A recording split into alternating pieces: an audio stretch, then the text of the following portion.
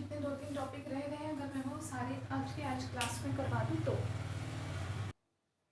ठीक है। तो कोशिश करते हैं कि आज क्लास में मेरे सारे 2-3 टॉपिक्स हो जाते हैं। उसके अलावा आपका कुछ भी ऐसा रहेगा नहीं। प्रॉब्लम्स वगैरह जो थी आप लोगों ने बताई ही थी, तो मैं उन पर ही करवा रही हूँ आपको क्लासेस। ठीक है, तो चलिए सबसे पहले लास्ट क्लास में हमने क्या किया था, जो घूर्णी निर्देश तंत्र थे उनके रूपांतरण समीकरण के बारे में हमने पढ़ा था। ठीक है, वेग में रूपांतरण या फिर त्वरण में रूपांतरण किस तरीके से हो सकता है। क्लियर हो गया होगा अब आप लोगों को। सिंपली घूर्णी निर्देश तंत्र में आपके पास रूपांतरण समीकरण आ जाए तो किस तरह करोगे आप, और या फिर दूसरा कि उसमें अगर आपके पास कॉरियोलिस बल के प्रभाव से आ जाए तो किस तरीके से करोगे। ठीक है, दोनों ही चीज़ें हैं वहाँ से क्लियर। उसके बाद में अब जो हमें इसमें नेक्स्ट पढ़ना है वो देखना है एक टॉपिक जो कि इम्पोर्टेंट है, आपके एग्जाम्स में बहुत टाइम आता है। लास्ट टाइम जब मैंने आपको ये चैप्टर करवाया था उस टाइम पता नहीं कैसे शायद बीच में मिस हो गया था, करवाना तो उस टाइम भी था क्योंकि ये इम्पोर्टेंट है टॉपिक। ठीक है, इसलिए आपने अच्छे से पढ़ना है। फर्स्ट यूनिट का ही है, जब हमने कॉरियोलिस बल के जो विभिन्न अलग अलग इफेक्ट देखे थे, जैसे कि हमने देखा था कि पृथ्वी पर क्या क्या प्रभाव होता है कॉरियोलिस बल का। तो जैसे कोई पिंड है अगर वो क्षैतिज गति कर रहा है पृथ्वी के सापेक्ष, तो या पृथ्वी के सापेक्ष ऊर्ध्वाधर नीचे की ओर कोई पिंड गिर रहा है तो उस पर कॉरियोलिस बल का प्रभाव क्या होगा। ठीक है, या फिर पृथ्वी के तल से हम ऐसे ऊर्ध्वाधर ऊपर की तरफ फेंके तो बल का प्रभाव क्या होगा।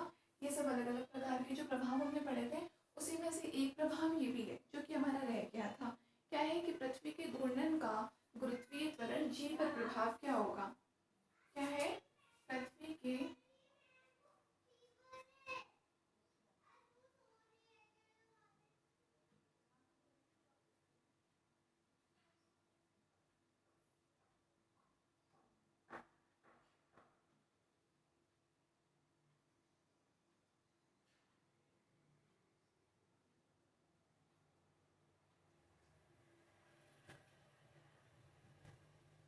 पृथ्वी के घूर्णन का गुरुत्वीय त्वरण जी पर प्रभाव। ठीक है, मोस्ट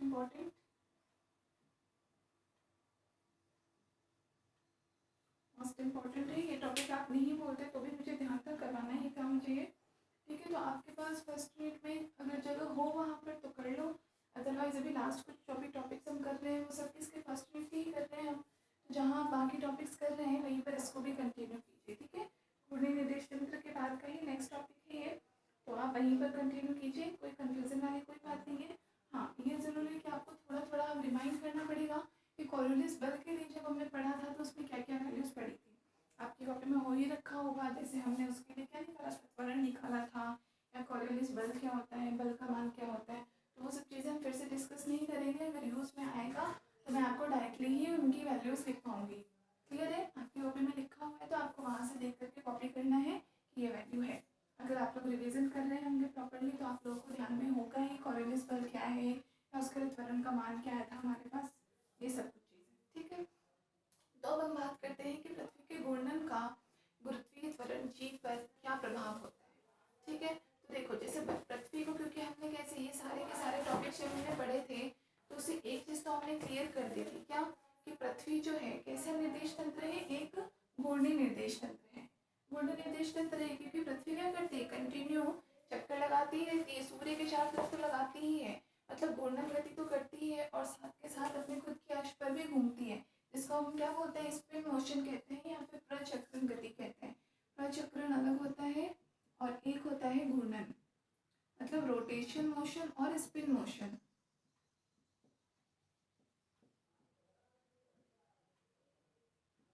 स्पिन और रोटेशनल मोशन दो टाइप के मोशंस होते हैं आपके।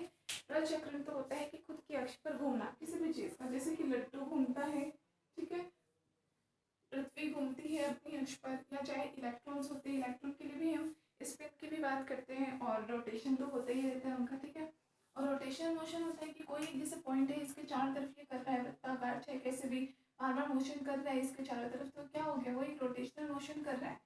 और दूसरा कि कोई भी पिंड इसके चारों तरफ घूमने के साथ साथ खुद की अक्ष के चारों तरफ भी घूम रहा है, तो क्या कैसा कहलाएगा, वो स्पिन मोशन भी कहलाएगा। तो पृथ्वी भी एक प्रकार का क्या है, घूर्णी निर्देश तंत्र होता है।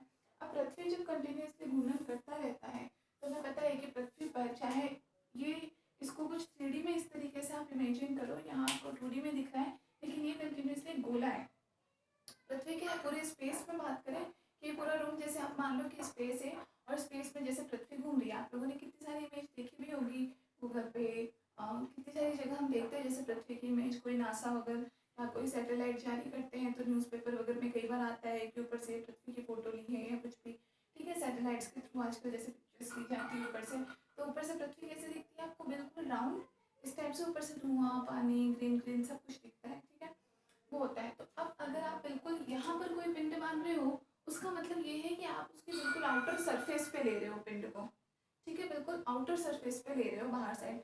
अब उसका अगर हम बात करें कि पृथ्वी के केंद्र से कितनी दूरी है, ठीक है, एक दूरी तो हो जाती ही है, एक आप लो कि इससे भी आप कुछ हाइट पर कोई अदर पिंड यहाँ पर ले लो, ठीक है, तो उसकी दूरी कितनी हो जाएगी। अब पृथ्वी के केंद्र से अगर हम इस दूरी माने तो ये दूरी कितनी बराबर है, पृथ्वी की ये अगर ये गोला है पृथ्वी तो इसकी त्रिज्या के बराबर है, इसकी रेडियस के बराबर ही है, तो ये इतनी जो हाइट हो जाएगी, हाइट किसके इक्वल हो जाएगी, अर्थ की जो रेडियस है उसके इक्वल हो जाएगी, ठीक है। इसके ऊपर कोई पिंड है उसकी जो हाइट होगी वो एक्स्ट्रा हाइट होगी। अब अगर यहाँ से हमें टोटल हाइट देखनी हो तो हम इतनी हाइट मान लेते हैं h, तो इतनी हाइट क्या हो जाएगी हमारे पास h प्लस r हो जाएगी, क्लियर है। इस तरीके से हम हाइट देख सकते हैं। अब आपको ये चीज़ पता होगी कि जैसे कि त्वरण होता है, एक्सेलरेशन होता है, क्या होता है, वेग में परिवर्तन होता है, त्वरण एक जो होता है dv/dt, वेग में परिवर्तन, ठीक है।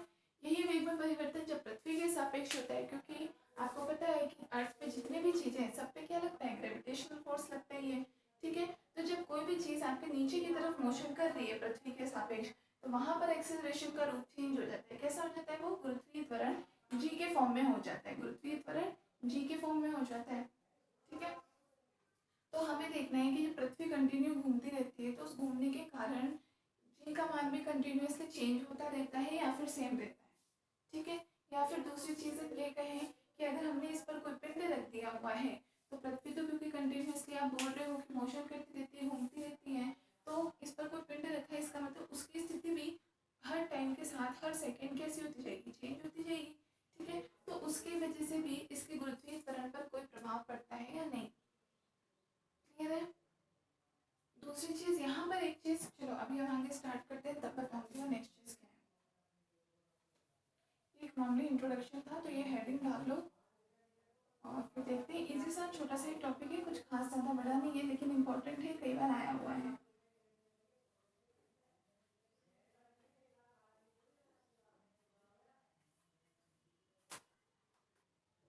ठीक है, तो बाकी सारी चीज़ें तो पहले ऑलरेडी की हुई है, तो हम डायरेक्टली स्टार्ट करते हैं। सबसे पहले कि त्वरण, त्वरण का मान कितना होगा किसी भी गुण निर्देश तंत्र पर, ठीक है। तो यहाँ पे लिखो, चूंकि क्या पढ़ना है इस टॉपिक में वो समझ में आ गया। नेक्स्ट लिखो, पृथ्वी एक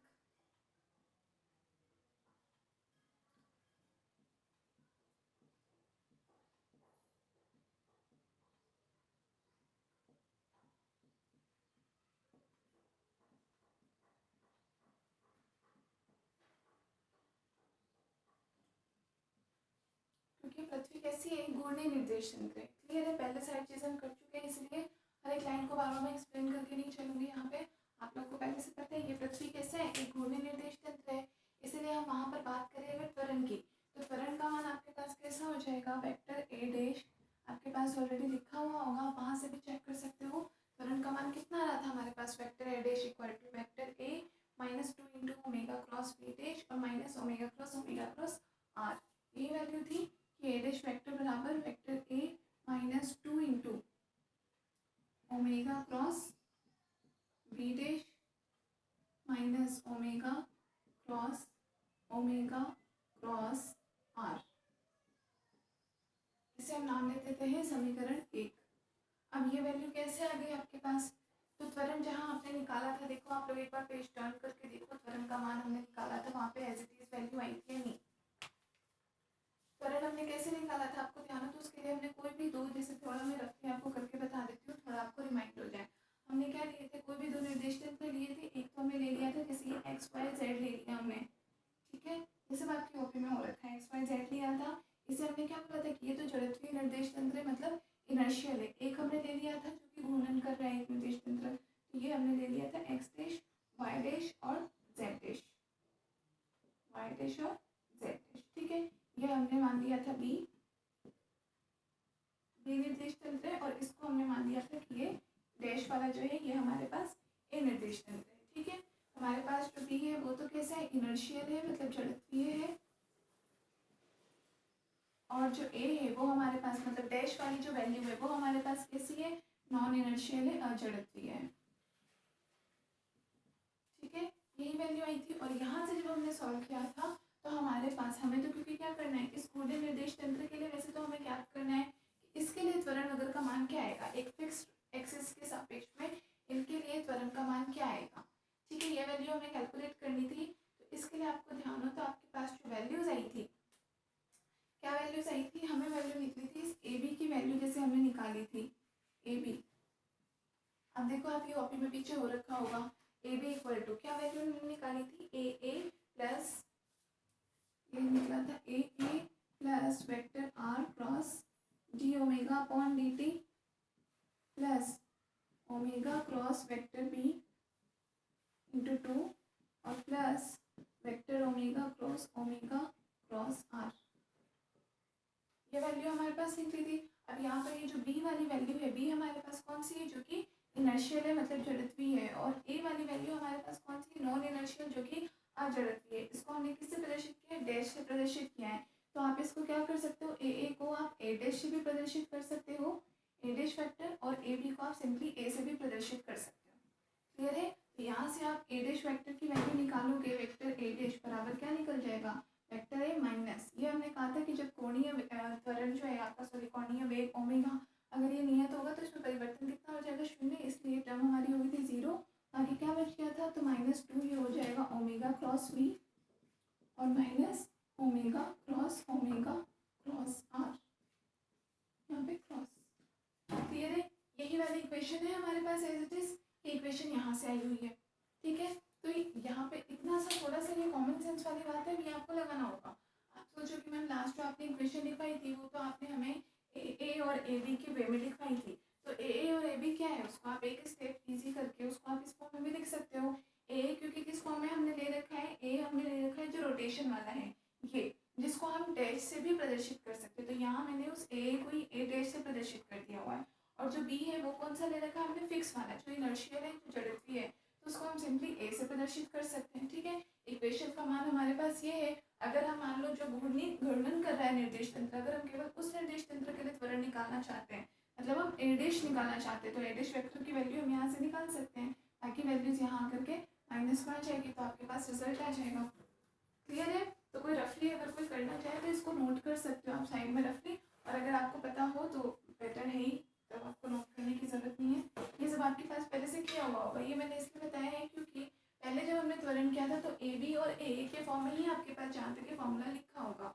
ठीक है, तो कुछ स्टूडेंट में भी समझ जाएंगे, कुछ को फिर इसमें भी कंफ्यूजन हो जाएगा कि मैम पहले ए और ए बी के फॉर्म में था, तो बस उसी को हमने, जो बी वाला है वो हमारा फिक्स है तो उसे सिंपली ए छोड़ दिया है, और ए वाला हमारा रोटेटिंग है, घूर्णी निर्देश तंत्र, तो उसको हमने डैश फॉर्म में लिख दिया है। बस इतनी सी वैल्यू है। यहाँ पर इक्वेशन ए की ये है, ऐसा नहीं है, आप यहाँ से जो वैल्यू चाहिए वो निकाल सकते हो। हमें घूर्णी निर्देश तंत्र के लिए त्वरण चाहिए तो हमने डैश का मान निकाल दिया हुआ है यहाँ से। क्लियर है,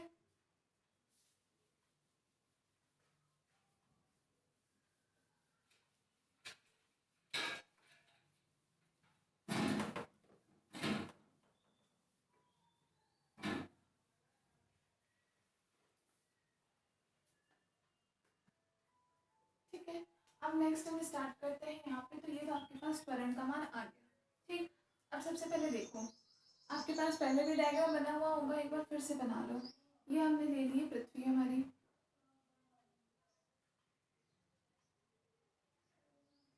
ठीक है, पृथ्वी हो गई। हमें क्या, क्योंकि पृथ्वी को हमने कैसा माना है, घूर्णी निर्देश तंत्र मान रखा है, इसका मतलब घूर्णी निर्देश तंत्र के आपके कोऑर्डिनेट्स जो निर्देशांक है वो भी क्या हो जाएंगे, एक्स डैश वाई डैश के फॉर्म में ले लेंगे हम। ठीक है, तो ये हम ले लेते हैं, ये हमने यहाँ से ले लिया एक्स डैश, ये हो जाएगा आपका वाई डैश। ठीक है, घूर्णन कर रहे हैं किसी कोणीय वेग ओमेगा से, ये ओमेगा कोणीय वेग से घूर्णन कर रही है पृथ्वी हमारी। क्लियर है यहाँ तक।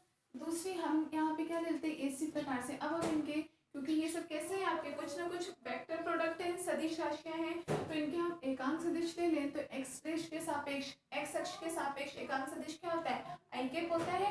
तो यहाँ पे हम इसको भी क्या ले लेंगे, आई कैप डैश। तो यहाँ एकांक सदिश हमारा क्या हो जाएगा, जे कैप डैश। क्लियर है।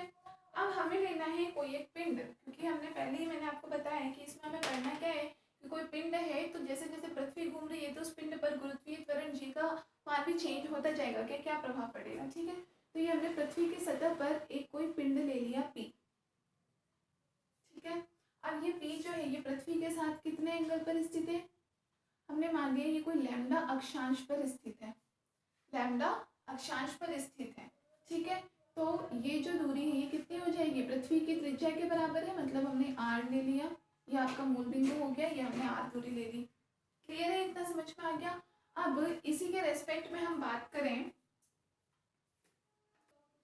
ठीक है, अब यहाँ देखो हम नेक्स्ट क्या मान लेते हैं कि इसमें से हमें कोई डिस्क काट रहे हैं पतली। ये पूरा मैं आपको पहले भी एक्सप्लेन कर चुकी हूँ, ठीक है ना, फिर भी चलो बहुत टाइम हो गया क्योंकि आप लोग भी मे भी भूल गए हों, तो आपको इस बहाने फिर से रिवाइज भी हो जाएगा। ठीक है, ये हमने देखो ध्यान रखना है, ये हमने एक्स अक्ष सॉरी वाई अक्ष ले लिया, ये हमारे पास एक्स अक्ष ले लिया हमने। ठीक है, क्योंकि ये घूर्णी निर्देश तंत्र है तो इसलिए हमने निर्देशांक एक्स डैश और वाई डैश के फॉर्म में ले लिए, उनके एकांक सदिश हमने ले लिए। क्लियर है, पृथ्वी की सतह पर हमने कोई पी बिंदु मान लिया जो कि पृथ्वी के केंद्र से लैम्डा अक्षांश पर स्थित है। ठीक है, ये इतनी दूरी क्या हो गई, पृथ्वी की त्रिज्या हो गई।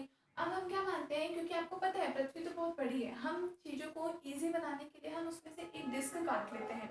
ठीक है, एक डिस्क काट के करने पर हमारे पास वैल्यू क्या हो जाएगी, ईजी हो जाएगा थोड़ा। ठीक है, तो उसके लिए हमने ये मान लिया इसमें से कोई एक डिस्क काट ली हमने, ये देखो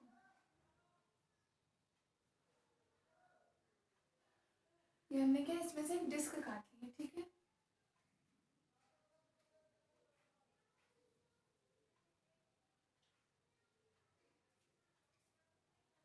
ये डिस्क काटी, इस डिस्क की त्रिज्या ये कितनी हो जाएगी, डिस्क की त्रिज्या है ये हमने मान ली है स्मॉल आर, त्रिज्या कितनी हो जाएगी, स्मॉल आर। तो ये कोण भी हमारे पास कितना हो जाएगा, लैम्डा हो जाएगा।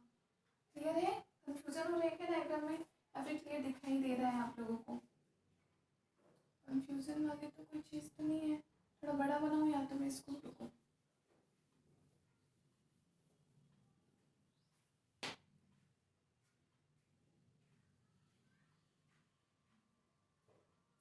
ये हमने ले ली पृथ्वी, इसका हमने ले लिया एक्स डैश, इसके सापेक्ष एकांक सदिश क्या हो गया, आई कैप डैश। ये आपका है वाई डैश, तो इसके सापेक्ष एकांक सदिश क्या हो गया, जे कैप डैश। ओमेगा कोणीय वेग से ये घूर्णन कर रहा है। क्लियर है, ये आपका मूल बिंदु हो गया ओ।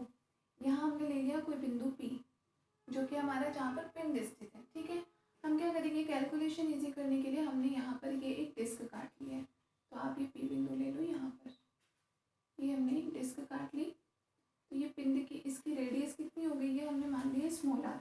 ये थोड़ा सा इधर बन गया साइड में, हमें इनको बीचों बीच लेना है वाई एक्सिस। ठीक है ना, यहाँ पे थोड़ा सा साइड में बन गया, बीचों बीच लेना।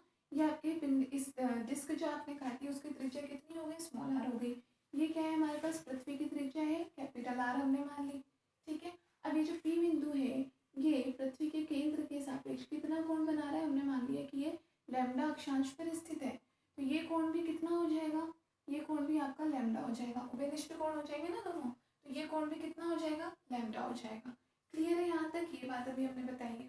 ठीक, अब हम दूसरी बात करें यहाँ पर कि ये हमारे पास कोण हो ही गया है लैम्डा। ठीक, तो ऐसी स्थिति में क्योंकि पिंड है अब आपकी पृथ्वी के बिल्कुल सतह पर स्थित है, आप इमेजिन करके देखो कि ये कोई गोला है और बिल्कुल यहाँ पर पिंड है, तो जो गुरुत्वीय त्वरण लगेगा, गुरुत्वीय बल, वो तो हमेशा क्या करता है, ग्रेविटेशन फोर्स नीचे की तरफ खींचता है किसी भी चीज़ को। ठीक है, तो अगर पूरे गोले के बिल्कुल ऊपर टॉप पर स्थित है, जैसे मान लो कि पृथ्वी के ऊपर सैटेलाइट्स लगाए जाते हैं, तो वो कहाँ एक प्रकार से बिल्कुल आउटर सरफेस पे ही लगे होते हैं। तो ठीक है, अब ग्रेविटेशन उसको कहाँ खींचता है, नीचे की तरफ लाने की कोशिश करता है, मतलब पृथ्वी के केंद्र की तरफ। तो जो गुरुत्वीय त्वरण जी लगेगा, ये जी की दिशा हमेशा कहाँ होगी, पृथ्वी के केंद्र की तरफ होगी। ये ध्यान रखो, जी हमेशा कहाँ होगा, पृथ्वी के केंद्र की तरफ। ये ओ बिंदु जो है, मूल बिंदु, ये पृथ्वी का केंद्र लिया है, तो हमेशा इसकी तरफ होगी इसकी दिशा। क्लियर है, और अगर हम इस जी के दोनों घटक लेना चाहें, एक्स अक्ष के साथ और वाई अक्ष के साथ हम घटक लेना चाहेंगे, तो घटक क्या हो जाएंगे, या फिर पहले आप ये डायग्राम बना लो और उसके बाद पहले लिखो थोड़ा, फिर हम इसके घटक के बारे में बात करते हैं।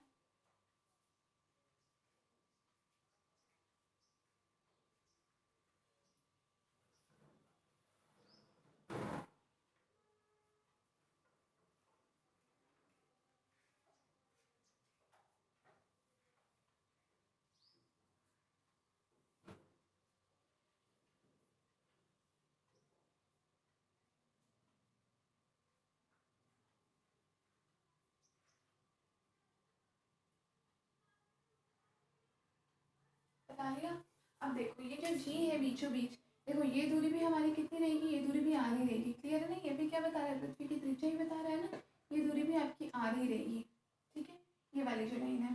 बात करें हम जी के घटक की, तो जी हमारा ये है बीचों बीच, तो इसको आप घटक के रूप में विभाजित करोगे, मतलब एक्स अक्ष और वाई अक्ष में, तो ये आपका हो जाएगा एक्स अक्ष के रेस्पेक्ट में। ठीक है, तो इसकी वैल्यू क्या हो जाएगी, जी कॉस लैम्डा, एक्स अक्ष के लिए कंपोनेंट कॉस लेते हैं तो कॉस लैम्डा आई कैप डैश। क्लियर है? वाई अक्ष में ले तो ये हमने मान लिया इसका वाई घटक, वाई अक्ष के सापेक्ष घटक। ठीक है, इसका मान कितना हो जाएगा आपके पास, जी साइन लैम्डा जे कैप डैश, जी साइन लैम्डा जे कैप डैश, जी साइन लैम्डा जे कैप डैश। ठीक है, कंपोनेंट में इसके दोनों कहाँ, एक तरह से केंद्र की तरफ, इसलिए ये कंपोनेंट नीचे की तरफ है और ये कंपोनेंट भी किधर की तरफ होगा, डायरेक्शन इधर, सबकी डायरेक्शन केंद्र की तरफ। जी जहाँ लग रहा है घटकों की दिशा भी उधर ही रहेगी, तो इसकी दिशा भी इधर रहेगी, जी कॉस लैम्डा आई कैप डैश की, और ये जो आपका नीचे की तरफ लगेगा इसका दिशा भी कहाँ होगी, नीचे की तरफ, जी साइन लैम्डा जे कैप डैश है। ठीक है, सही दिख तो रहा है ना, लिख लेना प्रॉपर, जी साइन लैम्डा जे कैप डैश। क्लियर है? इतनी कहानी समझ में आ गई, तो अब इसमें थोड़ा सा लिखना शुरू करो। और देखो, माना माना कोई पिंड, माना कोई पिंड जो पृथ्वी की सतह पर, जो पृथ्वी की सतह पर स्थित किसी बिंदु, जो पृथ्वी की सतह पर, जो पृथ्वी की सतह पर स्थित किसी बिंदु P पर, स्थित किसी बिंदु P पर विराम अवस्था में है, विराम अवस्था में है। ठीक है, विराम अवस्था में होने का मतलब उसका वेग कितना हो जाएगा, 0, मतलब ये जो v डैश है ब्रैकेट में लिख लेना, v डैश इक्वल टू 0, विराम अवस्था में है, ब्रैकेट में लिखोगे v dash equal to 0, comma bracket बंद करके कॉमा, तो इस पिंड पर, तो इस पिंड पर कॉरियोलिस बल कार्य नहीं करेगा, तो इस पिंड पर कॉरियोलिस बल कार्य नहीं करेगा, केवल केवल अपकेंद्रीय बल ही कार्य करेगा, केवल अपकेंद्रीय बल ही कार्य करेगा। ठीक है, ओनली यहाँ पर अपकेंद्रीय बल कार्य करता है, इसलिए कई बार आपको इस टॉपिक पे क्वेश्चन इस तरीके से भी मिल सकता है। एक तो देखो ये मिलेगा कि पृथ्वी के घूर्णन का गुरुत्वीय त्वरण जी पर प्रभाव क्या है, उसके लिए आप इक्वेशन बताओ, समीकरण निकाल करके बताओ, व्युत्पन्न करो, तो ये तो इजी वे में हो गया, आप सब पहचान लोगे। एक कई बार ये क्वेश्चन अगर इस तरीके से घुमा के आ जाए कि सिद्ध करो कि पृथ्वी घूर्णन करती हुई पृथ्वी पर, ठीक है ना, कि घूर्णन या पृथ्वी पर स्थित किसी पिंड पर कॉरियोलिस बल का प्रभाव नहीं होता, अपितु केवल या ये आएगा कि है ना, पृथ्वी पर की सतह पर स्थित कोई पिंड यदि विराम अवस्था में है तो उस पर केवल अपकेंद्रीय बल ही कार्य करता है। ठीक है, या फिर उस पर केवल अपकेंद्रीय बल का प्रभाव बताओ, इस टाइप से भी ये क्वेश्चन आ सकता है घुमा के। तो आ जाए तो आपको ध्यान में रखना है कि यही वाला टॉपिक आपको करके आना है। ठीक है, इसलिए ध्यान रखना कि कई बार क्वेश्चन ओनली इस टॉपिक के अकॉर्डिंग डायरेक्ट नहीं पूछे जाते, कई बार लैंग्वेज घुमाती जाती है। तो पृथ्वी की सतह पर स्थित किसी पिंड पर कॉरियोलिस बल कार्य नहीं करेगा, अपितु केवल अपकेंद्रीय बल कार्य करता है। ये प्रूफ करना हो तो भी आप पूरी यही डेरिवेशन करके आओगे। ठीक है, अपकेंद्रीय बल कार्य करने का मतलब ये है, कॉरियोलिस बल कार्य क्यों नहीं करता, हमने पहले भी पढ़ा था जब कॉरियोलिस बल के बारे में जब पढ़ा था कि अगर कोई पिंड अगर विराम अवस्था में होता है तो उस पर कभी कॉरियोलिस बल कार्य नहीं करता है। एक चीज आपको ये ध्यान में रखनी है। ठीक है, नोट में लिख लेना है तो कहीं पे कॉपी के ऊपर लिख लेना नोट में कि कोई पिंड यदि विराम अवस्था में है, घूर्णी करते हुए निर्देश तंत्र में स्थित कोई पिंड यदि विराम अवस्था में है, मतलब v डैश जब उसके लिए 0 हो, ध्यान रखना है हमेशा घूर्णी निर्देश तंत्र के लिए ही लागू होता है। ठीक है, तो वहाँ कॉरियोलिस बल क्या होगा, नगण्य होता है या शून्य होता है। क्लियर है? दूसरी चीज बात करें हम अपकेंद्रीय बल, तो अपकेंद्रीय बल का काम ही क्या होता है, केंद्र से दूर की तरफ ले जाने वाला। ठीक है, अब यहाँ पर जैसे गुरुत्वीय त्वरण जी हमने बताया है केंद्र की तरफ है, तो अगर यहाँ पर इस कोई दूसरा बल इससे बाहर की तरफ लगता हुआ नहीं लगेगा जो कि इस गुरुत्वीय बल को बैलेंस कर सके, तो उस कंडीशन में तो क्या होगा, ये जो पिंड है पृथ्वी की सतह पर, ये सतह पर रह ही नहीं पाएगा, ये बल ही इतना ज़्यादा लग जाएगा कि उसको खींच करके केंद्र की तरफ ले आएगा और पिंड नीचे की तरफ गिर जाएगा। लेकिन ऐसा होता है, कैसे नहीं होता, हम देखते हैं कि बहुत सारी चीज़ें बैलेंस रह जाती है। तो बैलेंस क्यों रह जाती है? क्योंकि वहाँ पर एक कोई सा भी छद्म बल, आभासी बल ही होता है केंद्रीय बल। एक्चुअल में अब केंद्रीय बल जैसी कोई चीज़ नहीं होती, लेकिन हमें ऐसा प्रतीत होता है कि यहाँ पर एक कोई ऐसा बल लग रहा है जो कि इसे केंद्र से बाहर की तरफ ले जाने का प्रयास करता है। तो जैसे कि ये हमारा पिंड है P, अब इस पर गुरुत्वीय बल इसको नीचे की तरफ ले जाने का प्रयास कर रहा है। अब केंद्रीय बल को यहाँ पर F लग रहा है, वो इसको बाहर की तरफ ले जाने का। तो इस वजह से दोनों डायरेक्शन में सेम अमाउंट में फोर्स लग जाता है और जो भी हमारा ऑब्जेक्ट है वो अपनी ही जगह पे कैसा बिल्कुल फिक्स्ड रह पाता है, स्थायी रूप से रह पाता है। ठीक है,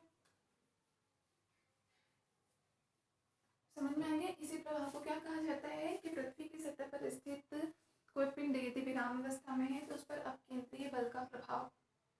ठीक है, तो यहाँ पर हमारे पास ये जो फाइनल वैल्यू आएगी जी लैम्डा के रूप में, अगर हम लिखे गुरुत्वीय त्वरण के रूप में, यहाँ तक समझ में आ गया? पृथ्वी घूर्णी निर्देश तंत्र है तो उस पर लगने वाले त्वरण का मान ये हो जाएगा। ये हमने निकाला है कॉरियोलिस बल के अकॉर्डिंग। लेकिन अब यहाँ पर क्योंकि वीडेश का मान हमने क्या बता दिया, 0 बता दिया। ठीक है, दूसरी चीज़ कि यहाँ पर कॉरियोलिस बल काम करेगा नहीं, और अपकेंद्रीय बल कार्य करेगा। ठीक है, और उस बल के कार्य करने के कारण गुरुत्वीय त्वरण के प्रभाव लगेगा। तो उस गुरुत्वीय त्वरण का मान कितना हो जाएगा, तो हम लिखते हैं कि एम्प्लाइज पृथ्वी पर स्थित पिंड पर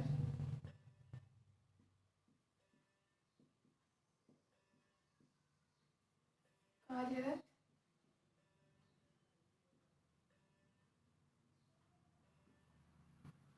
गुरुत्वीय त्वरण। ठीक है, हम बात किसकी करेंगे, हम गुरुत्वीय त्वरण जो कि केंद्र की तरफ लग रहा है। तो इसका मान आप डायरेक्टली इस समीकरण से निकालोगे। कैसे? सबसे मेन बात है ए डैश की। ए डैश जो कि घूर्णी होने के कारण जो त्वरण लगता है, तो यहाँ पर तो अपन ने पूरा लिया ही है, पृथ्वी पूरी की पूरी घूर्णी निर्देश तंत्र ही ले रखी है। ठीक है, यहाँ पर ए डैश और ए हमारे पास अलग अलग कब आए थे, जब हमने बात की थी कि एक जड़त्वीय निर्देश तंत्र है, इसके सापेक्ष दूसरा घूर्णी निर्देश तंत्र है। तो यहाँ अभी हम पृथ्वी की बात कर रहे हैं, तो पृथ्वी तो कैसा है, घूर्णी निर्देश तंत्र है ही। तो पृथ्वी के लिए जो त्वरण लग रहा है यहाँ पे वो कौन सा लग रहा है, ये गुरुत्वीय त्वरण जी लग रहा है। और जी जो है वो किस पे, लैम्डा अक्षांश, पृथ्वी के साथ लैम्डा अक्षांश बनाया हुआ है, इसलिए हम इसे किस रूप में लिख देते हैं, जी लैम्डा के फॉर्म में।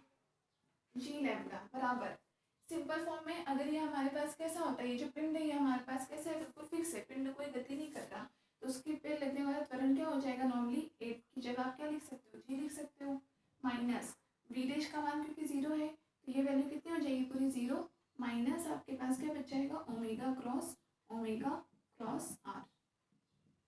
इन सब वैल्यूज में कुछ भी चेंज नहीं आएगा। क्लियर है, लिख सकते हो इस फॉर्म में, देखो बिल्कुल इजीली लिखा है हमने। ओनली ए डैश को हमने किससे लिख दिया, जी लैम्डा से, और जो सिंपली ए है उसको जी से लिख दिया है। ठीक है, इम्प्लाइज आपके पास इक्वेशन क्या बन गई, g lambda equal to vector g minus omega cross R. समीकरण नंबर 2 लिख लो।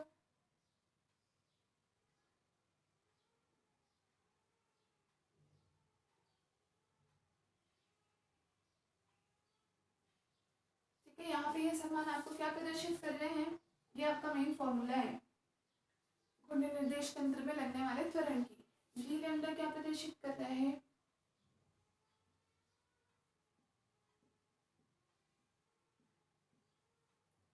घूर्णी निर्देश तंत्र में त्वरण। ठीक है, जी आपको क्या प्रदर्शित कर रहा है, अगर जड़त्वीय निर्देश तंत्र होता है तो उसमें त्वरण जड़त्वीय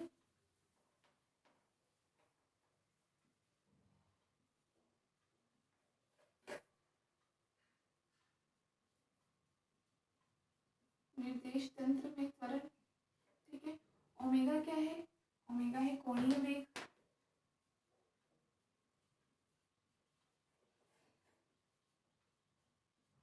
और आर क्या है, आर ये डिस्क की त्रिज्या है, या इस पी बिंदु की हम क्या कह सकते हैं, वाई अक्ष से त्रिज्यीय दूरी, रेडियल डिस्टेंस। तो ये आप लिख लो, आर क्या है, त्रिज्यीय दूरी, या इंग्लिश में लिख सकते हो इसको रेडियल डिस्टेंस।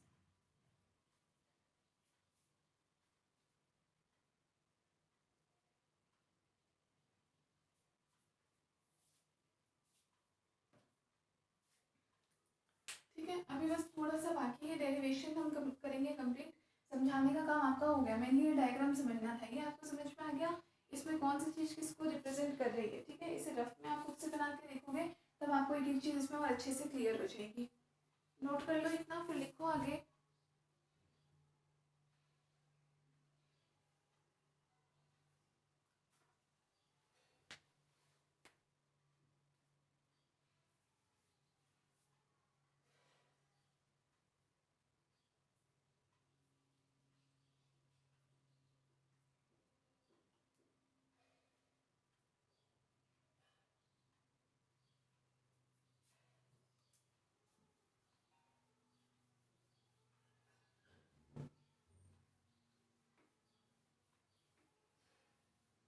तो यहाँ एक चीज़ क्या क्लियर है समीकरण 1 और 2 से।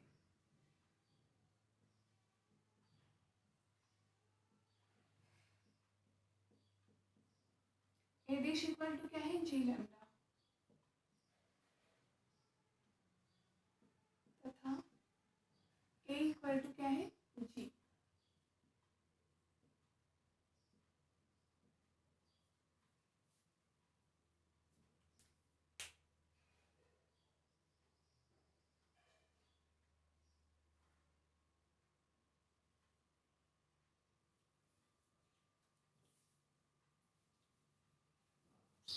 ओनली जो त्वरण की इक्वेशन आपने पहले निकाली थी, बस किया गया उस त्वरण के समीकरण में v डैश टू जीरो कर दिया, क्योंकि कण को हमने कैसा मान लिया, अभी रेस्ट में है, विराम अवस्था में, तो इसका वेग हो गया 0। और दूसरा, इनको बस हमने रिप्लेस कर दिया। ठीक है, दूसरी बात करें हम कि जी का डायरेक्शन किधर की तरफ है, तो ये भी आप लिख सकते हो कि बिंदु P पर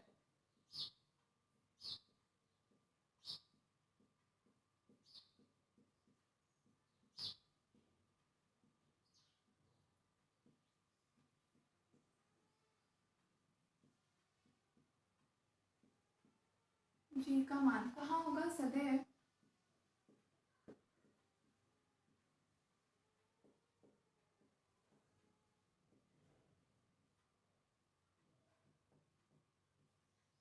सदैव केंद्र की ओर होगा। बिंदु P पर जो गुरुत्वीय त्वरण जी का मान कहाँ होगा, केंद्र की तरफ होगा। ठीक है, आपको बता भी दिया है कैसे और लिख भी दिया है ताकि आपको बात तक भी ध्यान रहे। तो जी का मान केंद्र की तरफ होगा तो हम इसके क्या ले सकते हैं, घटक ले सकते हैं। तो इम्प्लाइज जी के घटक क्या हो गया, एक तो अपने पास आया है जी कॉस लैम्डा आई कैप डैश, किसके सापेक्ष आया, एक्स अक्ष के सापेक्ष या एक्स अक्ष के पैरेलल में है, एक्स अक्ष के समांतर वाला जो घटक है ये एक्स अक्ष है, तो एक्स के समांतर घटक क्या है हमारे पास, जी कॉस लैम्डा आई कैप डैश के बराबर। ठीक है, और तथा जी साइन लैम्डा जे कैप डैश किसके पैरेलल आया है, वाई अक्ष के पैरेलल, ये साइन होता है पैरेलल का। ठीक है,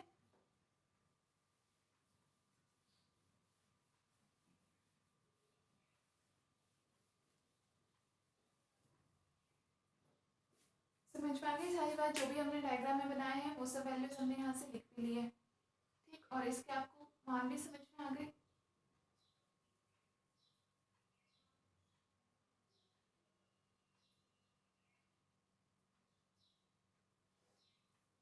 ठीक है, अब आगे चलते हैं इसमें आगे डेरिवेशन के लिए। कि देखो ओमेगा अपन ने क्या बताया है, कोणीय वेग है, जिस कोणीय वेग से ये घूम रहा है। ठीक है, ओमेगा वेक्टर, तो अगर वेक्टर हटा के हम इसका मान रखें तो ओमेगा का मान किस दिशा के सापेक्ष लग रहा है, वाई दिशा के सापेक्ष, और वाई दिशा में आपका एकांक सदिश क्या है, जेकेप है। इसका मतलब ओमेगा का मान भी किस फॉर्म में होगा, जेकेप डैश के फॉर्म में। तो ओमेगा वेक्टर बराबर आप क्या लिख सकते हो, ओमेगा जेकेप डैश। इस ये आपको आता है सॉल्व करना, मतलब सॉल्व करना क्या, बस इस तरीके से लिखना होता है कि कोई भी चीज़ वेक्टर फॉर्म में है तो उसको आप इसके एकांक सदिशों के रूप में लिख सकते हो। वही वाली बात है, जैसे कि वेक्टर आर होता है उससे हम उसके एकांक सदिशों के रूप में क्या लिखते हैं, जैसे हम एक्स आई के प्लस वाई जे के प्लस जेड के की टोटल इन तीनों के योग से टोटल आपका आर बनता है, वेक्टर आर। तो वेक्टर को हम हटाते हैं यहाँ पर, तो इनके एकांक सदिश आई के फॉर्म में लिख सकते हैं। यहाँ हमने ओनली ओमेगा दिया और ओमेगा केवल वाई अक्ष के सापेक्ष लग रहा है, इसलिए केवल वाई अक्ष के सापेक्ष जो एकांक सदिश है जेके वो लिखेगा। ठीक है, तो आप इस फॉर्म में लिख सकते हो। क्लियर, दूसरी अगर हम यहाँ से बात करते हैं कॉस लैम्डा का मान निकालना चाहते हैं, देखो यहाँ से आपके पास ये देख रहे हो आप, एक पूरा ट्रायंगल बन गया। ये देखो आप, मैं हाथ के साथ साथ देखो, ये जो हमने डिस्क की रेडियस ली है, ये बीच में जो हमने मिलाया है पी बिंदु को केंद्र से, और ये पूरा क्या बन गया हमारे पास, एक त्रिभुज बन गया है, ट्रायंगल बन गया है। तो यहाँ से हम अगर चाहें इसको आपको ये नाम दे दो, ए पॉइंट ले लिया हमने, ठीक है। तो हम क्या करें, तथा हम लिख लेते हैं इसको त्रिभुज ओ ए पी में, त्रिभुज ओ ए पी हमने इसको मान लिया। यहाँ से हम कॉस लैम्डा की वैल्यू निकालना चाहते हैं, कॉस लैम्डा, क्योंकि कौन लैम्डा है, ठीक है। कॉस लैम्डा आपको पता होगा, कॉस का फॉर्मूला क्या होता है, आधार बटे कर्ण के बराबर होता है, आधार बटे कर्ण। तो यहाँ पे इसमें आप देखो, आधार आपका क्या है, ये है आधार, और कर्ण क्या है, ये है। मतलब आधार क्या हो गया हमारे पास, ये रेडियस आर के बराबर हो गया, और कर्ण हमारे पास किसके बराबर है, ये कैपिटल आर के बराबर हो गया, लिख सकते हैं हम। तो यहाँ से हमारे पास स्मॉल आर का मान हम निकालें, तो स्मॉल आर बराबर क्या हो जाएगा, कैपिटल आर कॉस लैम्डा हो जाएगा। इस फॉर्मूले में मान हमारे पास आर की वैल्यू क्या हो जाएगी, capital R cos lambda form में। समझ में आ गया। इसे आप अगर वेक्टर फॉर्म में लिखना चाहते हो, और वेक्टर आर फॉर्म में हम लिखेंगे, तो वैल्यू क्या हो जाएगी आपके पास, आर कॉस लैम्डा, और आर का मान किस डायरेक्शन में, एक्स दिशा में, तो ये हो जाएगा आपका आई कैप डैश, ठीक है। आपके पास ये ओमेगा का मान आ गया है, इसे आप मान दे दो, दो समीकरण मानी थी, समीकरण 3, और ये आर का मान आ गया है, इसे आप मान दे दो समीकरण 4, नोट कर लो।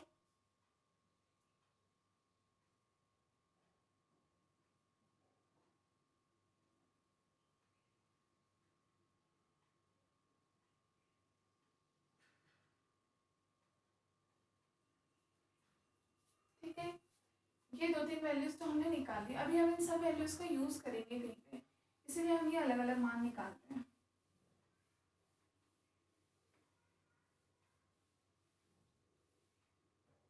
दूसरा हम बात करते हैं कि जी का हमारे पास कुल मान क्या आ गया, जी का जो गुरुत्वीय त्वरण जी है उसका कुल मान क्या आया। तो जी के मान हमने टोटल क्या निकाला है, दोनों हमने उसको घटकों में विभाजित किया है, जी कॉस लैम्डा, जी साइन लैम्डा, तो दोनों घटक का योग क्या हो जाएगा, जी का कुल मान। तो लिखेंगे टोटल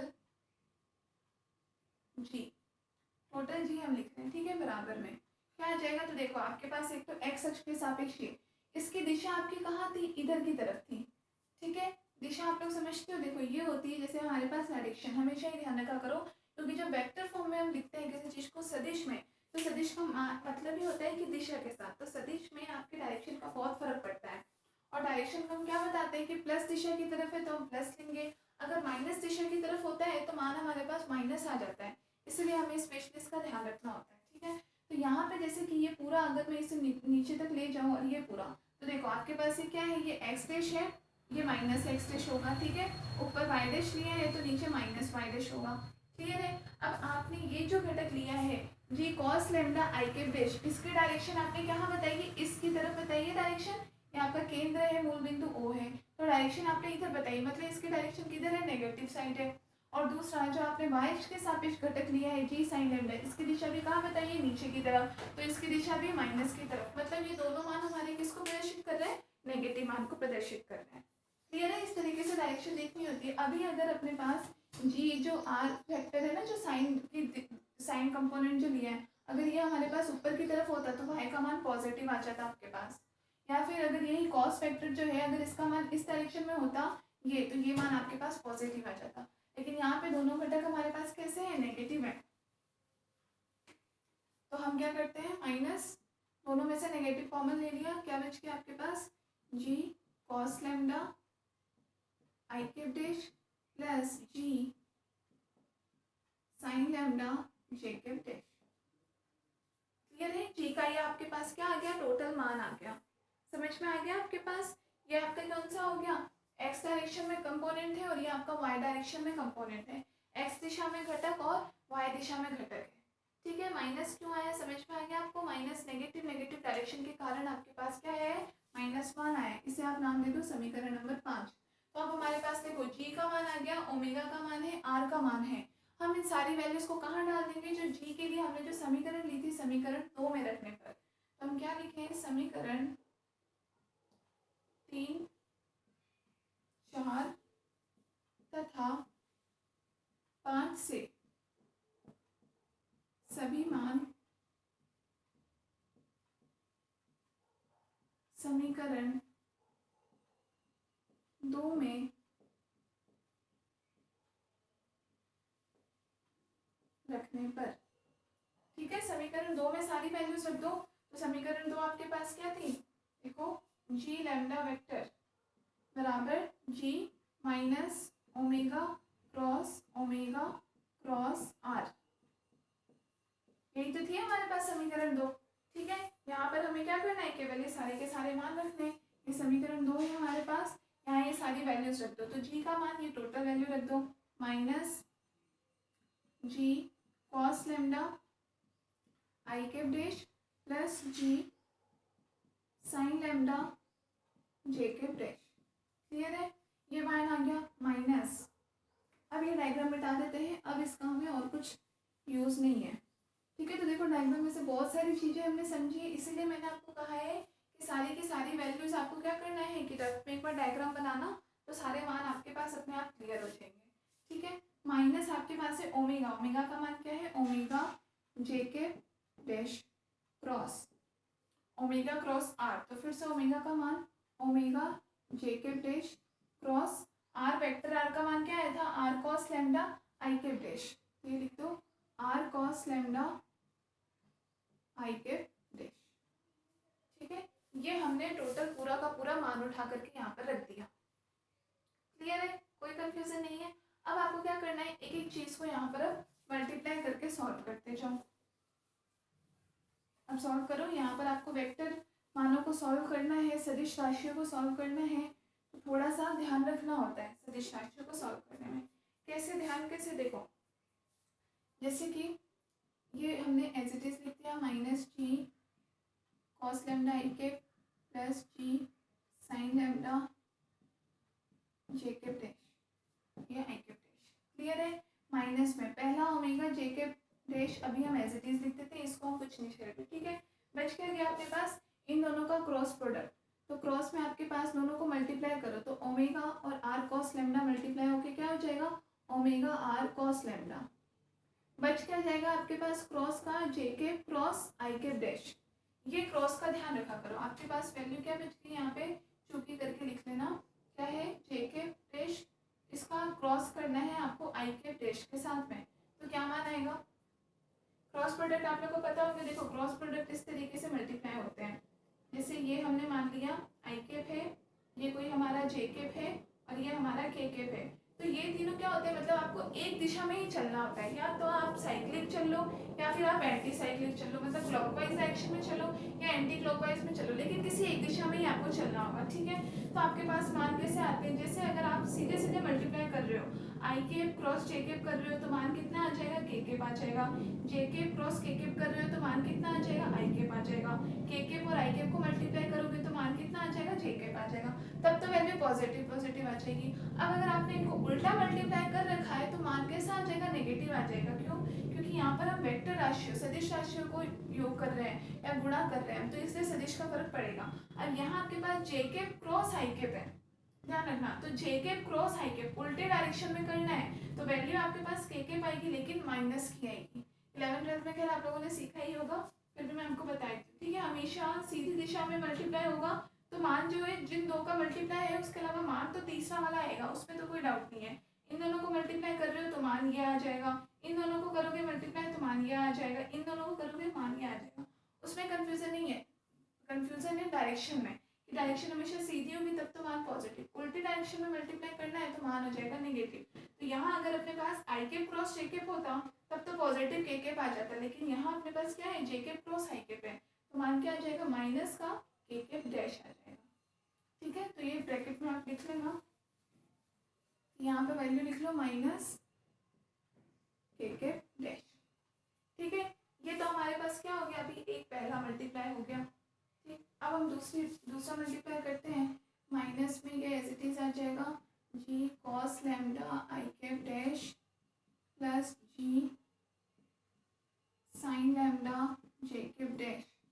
माइनस, अब यहाँ पे ये माइनस है, इस माइनस को आगे ले लो, माइनस माइनस प्लस, आपके पास ये वैल्यू तो कितनी हो जाएगी, मल्टीप्लाई होकर omega square are cos lambda. ठीक है, राशियों को तो हमने मल्टीप्लाई कर दिया, बच क्या गया हमारे पास, माइनस भी हम आगे ले चुके हैं, तो बच क्या गया है जे के और क्रॉस के वेक्टर, जे के डैश क्रॉस के डैश।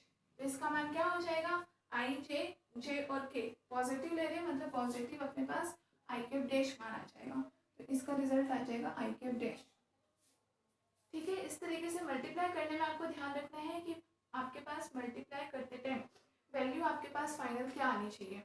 क्लियर है, तो ये मान हमारे पास क्या आ गया, आई कैप डैश। अब बस यहाँ से आप फाइनल वैल्यू ले लो, तो जी लैम्डा बराबर क्या बच जाएगा, देखो ये मान आ रहा है आपके पास आई कैप डैश का, ये भी आ रहा है आई कैप डैश का, तो आई कैप डैश कॉमन लेकर के लिख लो, और ये जे कैप डैश आ रहा है, ये अलग आ रहा है, तो इसको अलग लिख दो। तो आपके पास एक तो बच जाएगा माइनस कॉस लैम्डा, और वो हो जाएगा plus omega square are cos lambda, ठीक है, इनटू में आई कैप डैश, और ये हो जाएगा माइनस, क्योंकि अंदर मल्टीप्लाई करेंगे तो ये भी माइनस का क्या आ जाएगा, जी साइन लैम्डा जे के डैश। ये रिजल्ट आ गया हमारे पास जी लैम्डा का, समीकरण नंबर 6 नोट कर लो।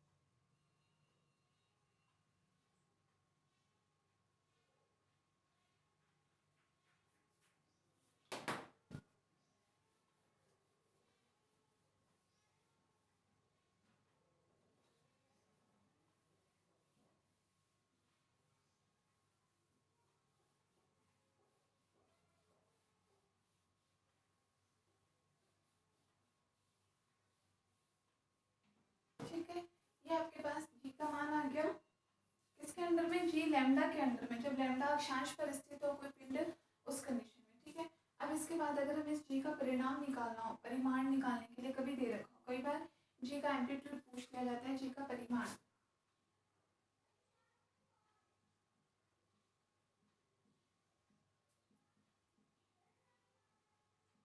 परिमाण मतलब एम्पलीट्यूड, एम्पलीट्यूड मतलब ये जी लैम्डा। तो एम्पलीट्यूड का मतलब आपको मैंने पहले भी बताया था, मतलब होता है स्क्वायर अंडर रूट, कि कोई भी राशि है उसका स्क्वायर कर दो और अंडर रूट, तो ये किसके बराबर आएगा, एम्पलीट्यूड के बराबर आएगा। ठीक है, तो जी लैम्डा का पूरा एम्पलीट्यूड का मान कितना हो जाएगा, ये जो पूरी वैल्यू है इस पूरी वैल्यू का स्क्वायर और उसका अंडर रूट कर दो, मतलब पावर 1/2 आ जाएगी। ठीक है, दूसरी चीज़ के एम्पलीट्यूड जो मॉड्यूलस होता है, ये एम्पलीट्यूड मतलब इसको अपन मॉड्यूलस भी कहते हैं, और मॉड्यूलस हमेशा पॉजिटिव मान आता है, नेगेटिव वैल्यू नहीं लेता है हमेशा, तो इनकी वैल्यूज ये जो माइनस है ये भी किस में कन्वर्ट हो जाएंगे, प्लस में कन्वर्ट हो जाएंगे। तो देखो ये हमने ले लिया इसका मॉड्यूलस, तो पहले तो इस पूरे का स्क्वायर, मतलब कि वैसे भी माइनस से स्क्वायर होती है वो वैल्यू प्लस में ही चली जाती है, तो ये हो जाएगा आपके पास g cos lambda plus omega square are sine lambda, इसका square plus g sine lambda का स्क्वायर और पावर 1/2। ठीक है, ये जो पूरा सिंबल होता है यही क्या कहलाता है, आपका परिमाण।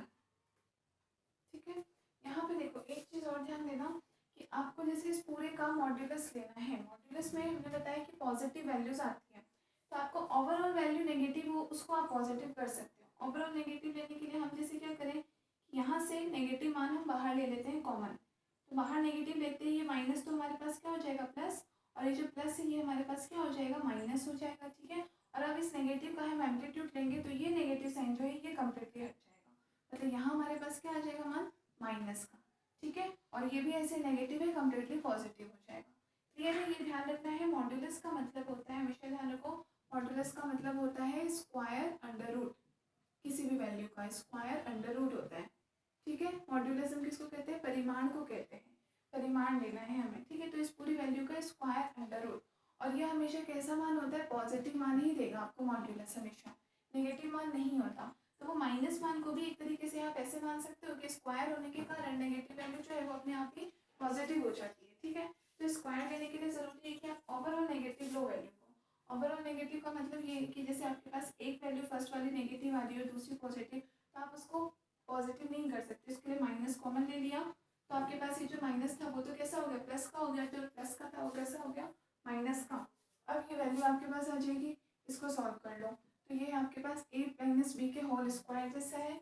इसके फॉर्मूले से खोल दो, a स्क्वायर मतलब g square cos square lambda, ठीक है, प्लस बी स्क्वायर, तो प्लस ये हो जाएगा ओमेगा की power 4 r square sine square lambda minus 2ab, तो minus 2g cos lambda into omega square are sine lambda, ठीक है, omega square are sine lambda. ये कंप्लीट वैल्यू प्लस इसका स्क्वायर करोगे तो ये आ जाएगा आपके पास g square sine square lambda और पावर 1/2, होल पावर 1/2 है। एज इट इज हमने खोल दिया, a माइनस बी के होल स्क्वायर से खोल दिया। अब यहाँ पे देखो, एक तो आपके पास g square cos square lambda और यहाँ है साइन स्क्वायर लैम्डा, मतलब हम जी स्क्वायर कॉमन ले लेते हैं तो क्या बच जाएगा? Cos square lambda plus sign square lambda, जो कि कितना होता है? 1 होता है। तो इसे तो हम डायरेक्टली लिख सकते हैं जी स्क्वायर, ठीक है। दूसरा यहाँ आपके पास आ रहा है ओमेगा की पावर 4, तो ओमेगा क्योंकि कोणीय वेग कैसा होता है हमारे पास? बहुत ही कम, तो उसका पावर 4 का मतलब है कि वैल्यू आपके पास बिल्कुल नेग्लिजिबल होगी। यहाँ ब्रैकेट में लिख सकते हो जो कि ओमेगा की पावर 4, ये मान लगभग किसके बराबर होता है? 0 के बराबर। तो ये पूरी टर्म हमारी हट गई, वैसे माइनस ये एक टर्म बच गई, ये क्या आ जाएगी? Minus 2g cos lambda omega square are sine lambda, ठीक है। ये वैल्यू बच गई पावर 1/2 में। जी स्क्वायर कैसा आ गया? इन दोनों टर्म्स को सॉल्व करके आए, ये 0 ही हो गया, बस एक टर्म हमारे पास बच गया। नोट कर लो।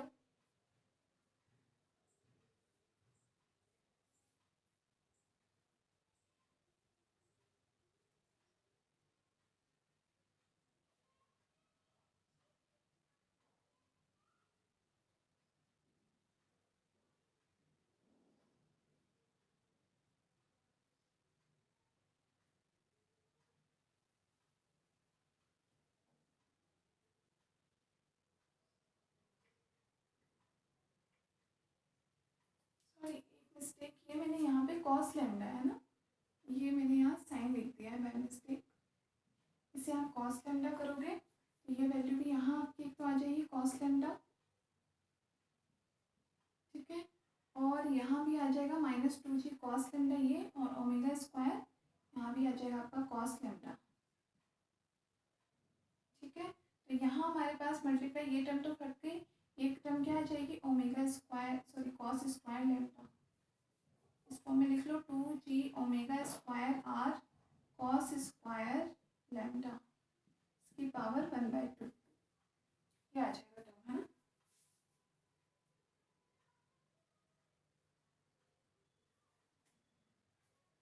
ठीक है, लिख लिया।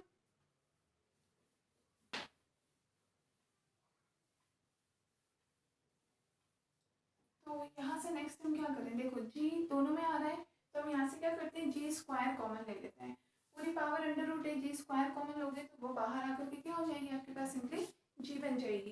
तो हमने यहाँ से जी बाहर ले लिया, यहाँ पे क्या बच गया? यहाँ तो जी स्क्वायर कॉमन लिया है, ध्यान रखना, तो पावर अंडर रूट से बाहर आकर के वो हमारे पास जी हो पाए, ठीक है।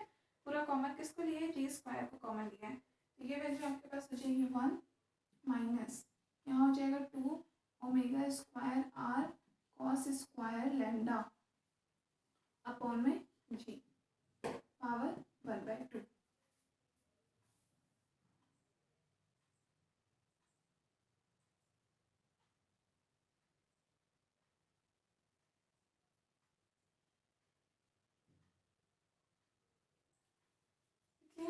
अब आप इसको देख सकते हो, ये वैल्यू आपके पास कैसी है, कुछ 1 प्लस एक्स की पावर एन जैसी है, जिसको हम एक्सपेंशन करते हैं, बाइनोमियल एक्सपेंशन या द्विघात प्रसार करते हैं।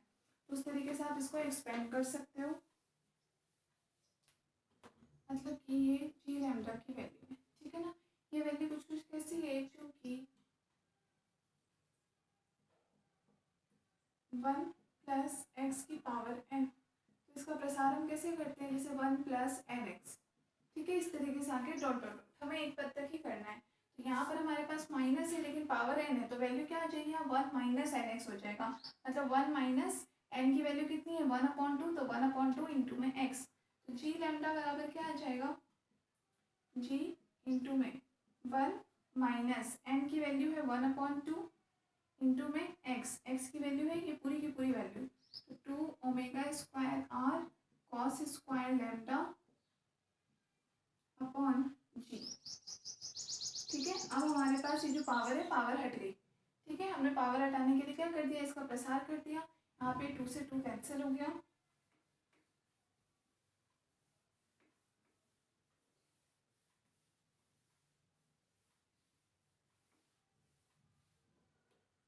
क्या बच जाएगा आपके पास, जी इंटू 1 माइनस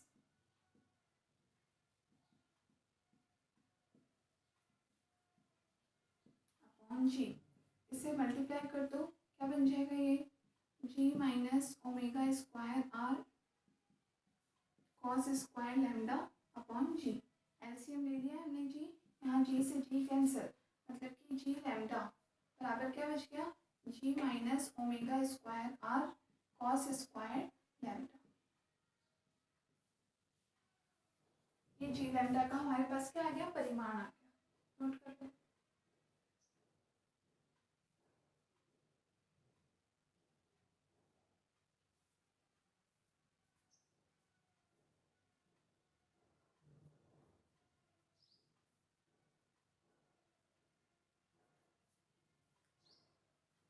ठीक है, यहाँ पे आप चाहो 2 केस भी ले सकते हो, क्योंकि कॉस की वैल्यू है तो हम 2 केस ले लेते हैं। केस फर्स्ट हम कब लेंगे, अगर लैम्डा बराबर कितना है, 90 डिग्री है, ठीक है ना। यदि यदि लैम्डा बराबर 90 डिग्री है तो कॉस 90 का मान कितना होता है वैसे, 0, मतलब कि ये पूरी टर्म हो जाएगी 0, तो जी लैम्डा बराबर क्या बच जाएगा, जी एम्प्लाइज जी लैम्डा बराबर ऐसी कंडीशन में बच जाएगा जी के, ठीक है। दूसरा हम केस लेते हैं, केस सेकेंड, कि यदि लैम्डा बराबर 0 डिग्री होगा तो कॉस 0 कितना होता है, 1, मतलब ये टर्म हमारे पास क्या हो जाएगी, 1, तो बच क्या जाएगा, g lambda equal to g minus omega square R. अब इन दोनों का मतलब क्या है, कि आपने वैल्यू क्या देखी थी, कि ये अगर हमने पृथ्वी ली है, यहाँ पर कोई पिंड स्थित था और ये हमने जी का मान बताया था, ठीक है। तो जी के 2 पॉसिबल मान थे, एक हमने कॉस लिया था इस डायरेक्शन में, मतलब इसके पैरेलल में था, साइन लिया था इस डायरेक्शन में, मतलब इसके पैरेलल में था, ठीक है। अब आप इस कोण का मान ले रहे हो 0 या 90, 0 लेने का मतलब क्या है, कि बिल्कुल यहाँ पर हो आपकी वैल्यू, ठीक है, तभी थीटा का मान 0 का मतलब वैल्यू बिल्कुल मिनिमम हो, 90 का मतलब वैल्यू मैक्सिमम हो, मतलब इस जगह पर हो, ठीक है। तो आपका ये जो मान होता है, ये पृथ्वी के बीचों बीच में से गुजरती है रेखा, ये क्या कहलाती है, आपकी भूमध्य रेखा, ठीक है, बीच में से गुजरती है भूमध्य रेखा। और ये जो आपके होते हैं, इनको हम क्या बोलते हैं, ये ध्रुव होते हैं आपके, उत्तरी ध्रुव और दक्षिणी ध्रुव, तो ये क्या कहलाते हैं, आपके ध्रुव कहलाते हैं। तो यहाँ से क्या पता चल रहा है, मतलब थीटा का मान अगर आप 90 ले रहे हो, मतलब जब आपके पास जो जी का मान कैसा हो, जब मैक्सिमम होगा, ठीक है, उस टाइम पर आपके पास जो जी लैम्डा के इस पर लगने वाला जो भी आपका जो गुरुत्वीय त्वरण का मान है, वो त्वरण कैसा हो जाएगा, इसका मतलब ध्रुव पर इसका मान अधिकतम हो जाएगा, कि उस टाइम पे जी लैम्डा का मान मैक्सिमम कंप्लीटली पूरी जी के बराबर मान आ जाएगा। इस टाइम पे जी लैम्डा आपके पास एक तरह से कैसा आ जाएगा, मैक्सिमम आ जाएगा, कहाँ पर, लैम्डा बराबर 90 का मतलब हो गया ये, आप लिख लेना, ये जो वैल्यूज होती है बिल्कुल 90 पर पॉजिटिव साइड जाओ तो ये ऊपर का ध्रुव मिल जाता है, मतलब उत्तरी ध्रुव, अगर नेगेटिव तक हम लेकर जाएं तो नीचे की तरफ दक्षिणी ध्रुव। तो अगर लैम्डा का मान 90 हो, मतलब कि इस पोजीशन पर हो लैम्डा का मान, तो उस टाइम पे आपके पास जो भी पिंड है उस पर लगने वाला जो गुरुत्वीय त्वरण, उसका मान कैसा होगा, मैक्सिमम होगा। दूसरा, अगर लैम्डा बराबर 0 डिग्री हो, मतलब बिल्कुल इस पोजीशन पर हो आपके लैम्डा का मान, तो ये रेखा जो होती है पूरी बनाओगे तो ये बिल्कुल पृथ्वी के बीचों बीच से गुजरती है, बिल्कुल मध्य में से गुजरती है, इसलिए इसे क्या कहा जाता है, भूमध्य रेखा या इक्वेटर कहा जाता है। ठीक है, तो इस टाइम पर आपके पास जी का मान कैसा आ रहा है कि जी में से इतना मान जो है वो माइनस हो रहा है। ठीक है ना, आप किस तरीके से देखोगे कि मैक्सिमम वैल्यू क्या है कि मिनिमम वैल्यू क्या है। यहाँ पर तो जी का मान प्योरली, जी लैम्डा का मान प्योरली जी के बराबर में हो रहा है। यहाँ पर इस जी में से भी कुछ मान ओमेगा स्क्वायर इंटू आर कितना मान माइनस कर दिया। इसका मतलब सिंपल सी बात है कि ये मान कैसा हो रहा है, हमारे पास कम हो रहा है। क्लियरली तो इतना नोट करो और फिर इसमें लिख लो।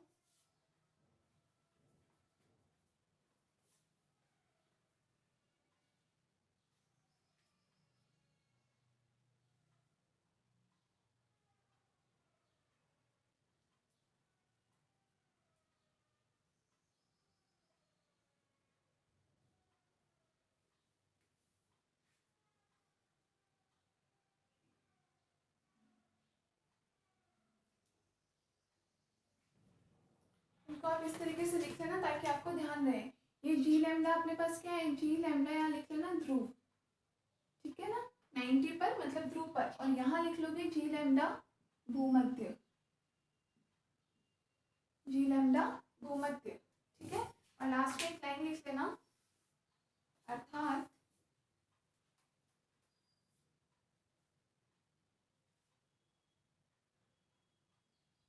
अर्थात ध्रुवों पर पृथ्वी के घूर्णन का प्रभाव शून्य, ध्रुवों पर पृथ्वी के घूर्णन का प्रभाव शून्य एवं भूमध्य रेखा पर घूर्णन का प्रभाव अधिकतम होता है, एवं भूमध्य रेखा पर घूर्णन का प्रभाव अधिकतम होता है। ठीक है ना, भाई यहाँ पर तो जी लैम्डा का मान जो नॉर्मली किसी भी कण पर, भाई हमने यहाँ पर स्पेशल चीज क्या बताई कि पृथ्वी यहाँ पर घूर्णन कर रही है तो गुरुत्वीय त्वरण हमने जी लैम्डा के रूप में लिया, मतलब त्वरण का मान कुछ अलग आया। लेकिन हम देख रहे हैं कि जब लैम्डा 90 हो मतलब ध्रुव पर, तो ये जी लैम्डा का मान भी जी के बराबर ही हो रहा है, और जी तो किसी भी नॉर्मल पिंड पर लगने वाला गुरुत्वीय त्वरण, अभी ये मानकर इस पर लगने वाला गुरुत्वीय त्वरण भी जी होता है। मतलब कि जब 90 डिग्री पर आपका जो जी लैम्डा है उसका मान भी जी के बराबर ही हो रहा है। इसका मतलब वहाँ आपका जो घूर्णन का जो प्रभाव आप कह रहे थे वो प्रभाव कैसा है, बिल्कुल शून्य हो रहा है। ठीक है, जी लैम्डा का मान मैक्सिमम आ रहा है लेकिन यहाँ पे घूर्णन का प्रभाव बिल्कुल शून्य हो रहा है। जबकि भूमध्य रेखा पर जब लैम्डा बराबर 0 डिग्री है तो आपके पास जी लैम्डा का मान तो कम आ रहा है, लेकिन जो मान आ रहा है वहाँ पर आपके पास कुछ ना कुछ क्या दिख रहा है, घूर्णन का प्रभाव दिख रहा है कि आपकी जी लैम्डा की वैल्यू जी के बराबर ना होकर के कुछ डिफरेंट वैल्यू आएगी आपके पास। ठीक है, इसका मतलब वहाँ पर भूमध्य रेखा पर घूर्णन का प्रभाव कैसा हो जाएगा, अधिकतम हो जाएगा। ठीक है, तो ये आपका एक टॉपिक बाकी था, ये टॉपिक कंप्लीट हो गया है। अब एक आपने कहा था लॉरेंस ट्रांसफॉर्मेशन समझाने के लिए। ठीक है, लॉरेंस ट्रांसफॉर्मेशन पहले मैंने आपको थोड़ा शॉर्ट में लिखवाई थी, ओनली समीकरण लिखवाई थी, तो वो मैं ठीक है थोड़ा सा अच्छे से एक्सप्लेन करके करवा भी दूँगी। और एक स्टूडेंट ने प्रॉब्लम बताई थी कि लॉग की वैल्यूज़ कैसे सॉल्व करनी है। ठीक है, बहुत अच्छा क्वेश्चन था लॉग की वैल्यूज़, क्योंकि जनरली हम लोग ध्यान नहीं देते हैं इसलिए। तो लॉग की वैल्यूज़ वो भी बताना है, 2 टॉपिक हैं। और अभी आपका वीडियो जो है वो भी थोड़ा लंबा चला गया है, 1 घंटे इसमें लग गया, क्योंकि मुझे लगा था कि शायद ये टॉपिक जल्दी हो जाएगा, बट थोड़ा एक्सप्लेन करने में इसमें टाइम लग गया है। तो मैं ऐसा करती हूँ कि आज ये टॉपिक करवा दिया और लॉग कैसे निकालना है वो वैल्यूज़ मैं आपको बता देती हूँ और थोड़ा सा आपको समझा देती हूँ। और कल हम एक और क्लास ले लेंगे लॉरेंस ट्रांसफॉर्मेशन के लिए। ठीक है, तो उसमें लॉरेंस ट्रांसफॉर्मेशन करवा दूँगी, उससे रिलेटेड अगर कोई मुझे क्वेश्चन ध्यान आए, क्योंकि लॉरेंस ट्रांसफॉर्मेशन से रिलेटेड मैंने आपको कोई क्वेश्चन नहीं करवाया था शायद। ठीक है ना, तो कल हम उसे आराम से कर लेंगे, ज़रूर नहीं क्लास पूरी लंबी हो, छोटी हो जाएगी थोड़ी तो भी कोई बात नहीं। तो लॉरेंस ट्रांसफॉर्मेशन कर लेंगे और उससे रिलेटेड अगर कोई न्यूमेरिकल ध्यान में आया ऐसा करवाने लायक तो वो भी करवा दूँगी। ठीक, तो आज आप लोग एक नया टॉपिक पढ़ लो, वो आपका कोई बुक का टॉपिक नहीं है, वो एक जनरल टॉपिक है जो कि आपकी केमिस्ट्री में भी यूज़ रहेगा, मैथमेटिक्स में भी यूज़ आता है, सब में। हालांकि उसमें बताने जैसा कुछ खास चीज़ नहीं है। लॉग की प्रॉब्लम सबके लिए रहती है हमेशा, क्योंकि लॉग की टेबल इतनी टफ होती है कि वो याद करें हम, वो पॉसिबल होता नहीं है। लेकिन हाँ, कुछ एक ऐसे 1-2 छोटे-छोटे ट्रिक्स हम पता कर सकते हैं कि जनरली जिससे हमारे बीएससी लेवल्स तक के तो प्रॉब्लम्स हमारे सॉल्व हो ही जाएंगे। बीएससी क्या, वैसे मैं जो आपको ट्रिक्स बताऊंगी 1-2, उससे आपके आगे एमएससी करो आप, चाहे कोई कॉम्पिटिटिव एग्जाम दो, आजकल एसएससी वगैरह जो भी एग्जाम्स होते हैं उन सब में भी जो जनरल मैथमेटिक्स आती है उसमें भी लॉग की वैल्यूज पूछ ली जाती है। ठीक है ना, तो आपके सब जगह ही यूज़ में आएगा। तो ये एक जनरल टॉपिक है, मैकेनिक्स के किसी यूनिट का टॉपिक नहीं है, एक जनरल टॉपिक मैं आपको बता रही हूँ, how to solve log problems या लॉग की वैल्यूज कैसे निकालें।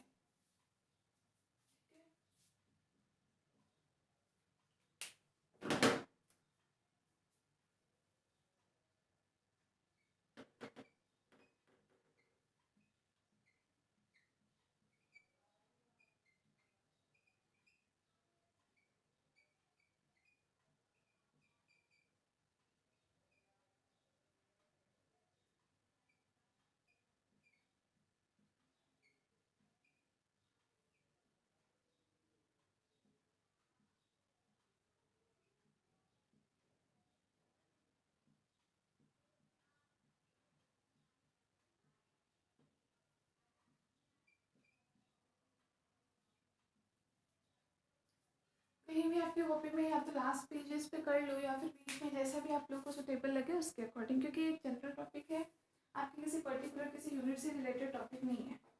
ठीक है,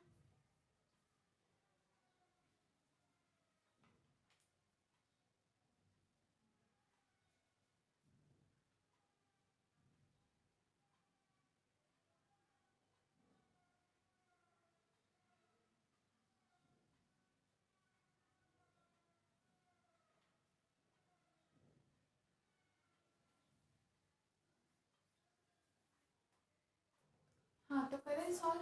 देखो देखते हैं, नॉर्मल एक मैथमेटिक्स में आता है, सबसे पहली बात तो होती है कि लॉग की वैल्यूज होती क्या है, लॉग की जरूरत क्यों पड़ती है, लॉग कहाँ से आया। ठीक है, आप में से किसी को पता है या नहीं पता नहीं, लाइव क्लास होती तो मैं पूछती भी कि कोई बताए मुझे कि लॉग की वैल्यूज की जरूरत क्यों पड़ती है आखिर।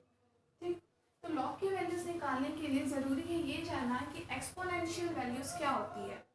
ठीक है, एक्सपोनेंशियल वैल्यूज जो आप लिख देते हो कि ये e की पावर x होता है और यहाँ अगर हम इसका लॉग ले लें तो हमारे पास x आ जाता है। क्लियर है, लेकिन लॉग क्या है और e की पावर x क्या है, सबसे पहली बात तो थोड़ा सा हम इंट्रोडक्शन इसका ले लेते हैं। बहुत ईजी से ट्रिक बताऊंगी, उससे आप लोग बहुत अच्छे तरीके से इजीली कैलकुलेट कर सकते हो लॉग वैल्यूज, कोई प्रॉब्लम नहीं होगी। आपको वैल्यूज दी हुई हो तो नहीं दी हुई हो तो उससे कोई फर्क नहीं पड़ेगा। ठीक है, तो देखो सबसे पहली चीज़ तो कोई भी एग्जाम्पल के लिए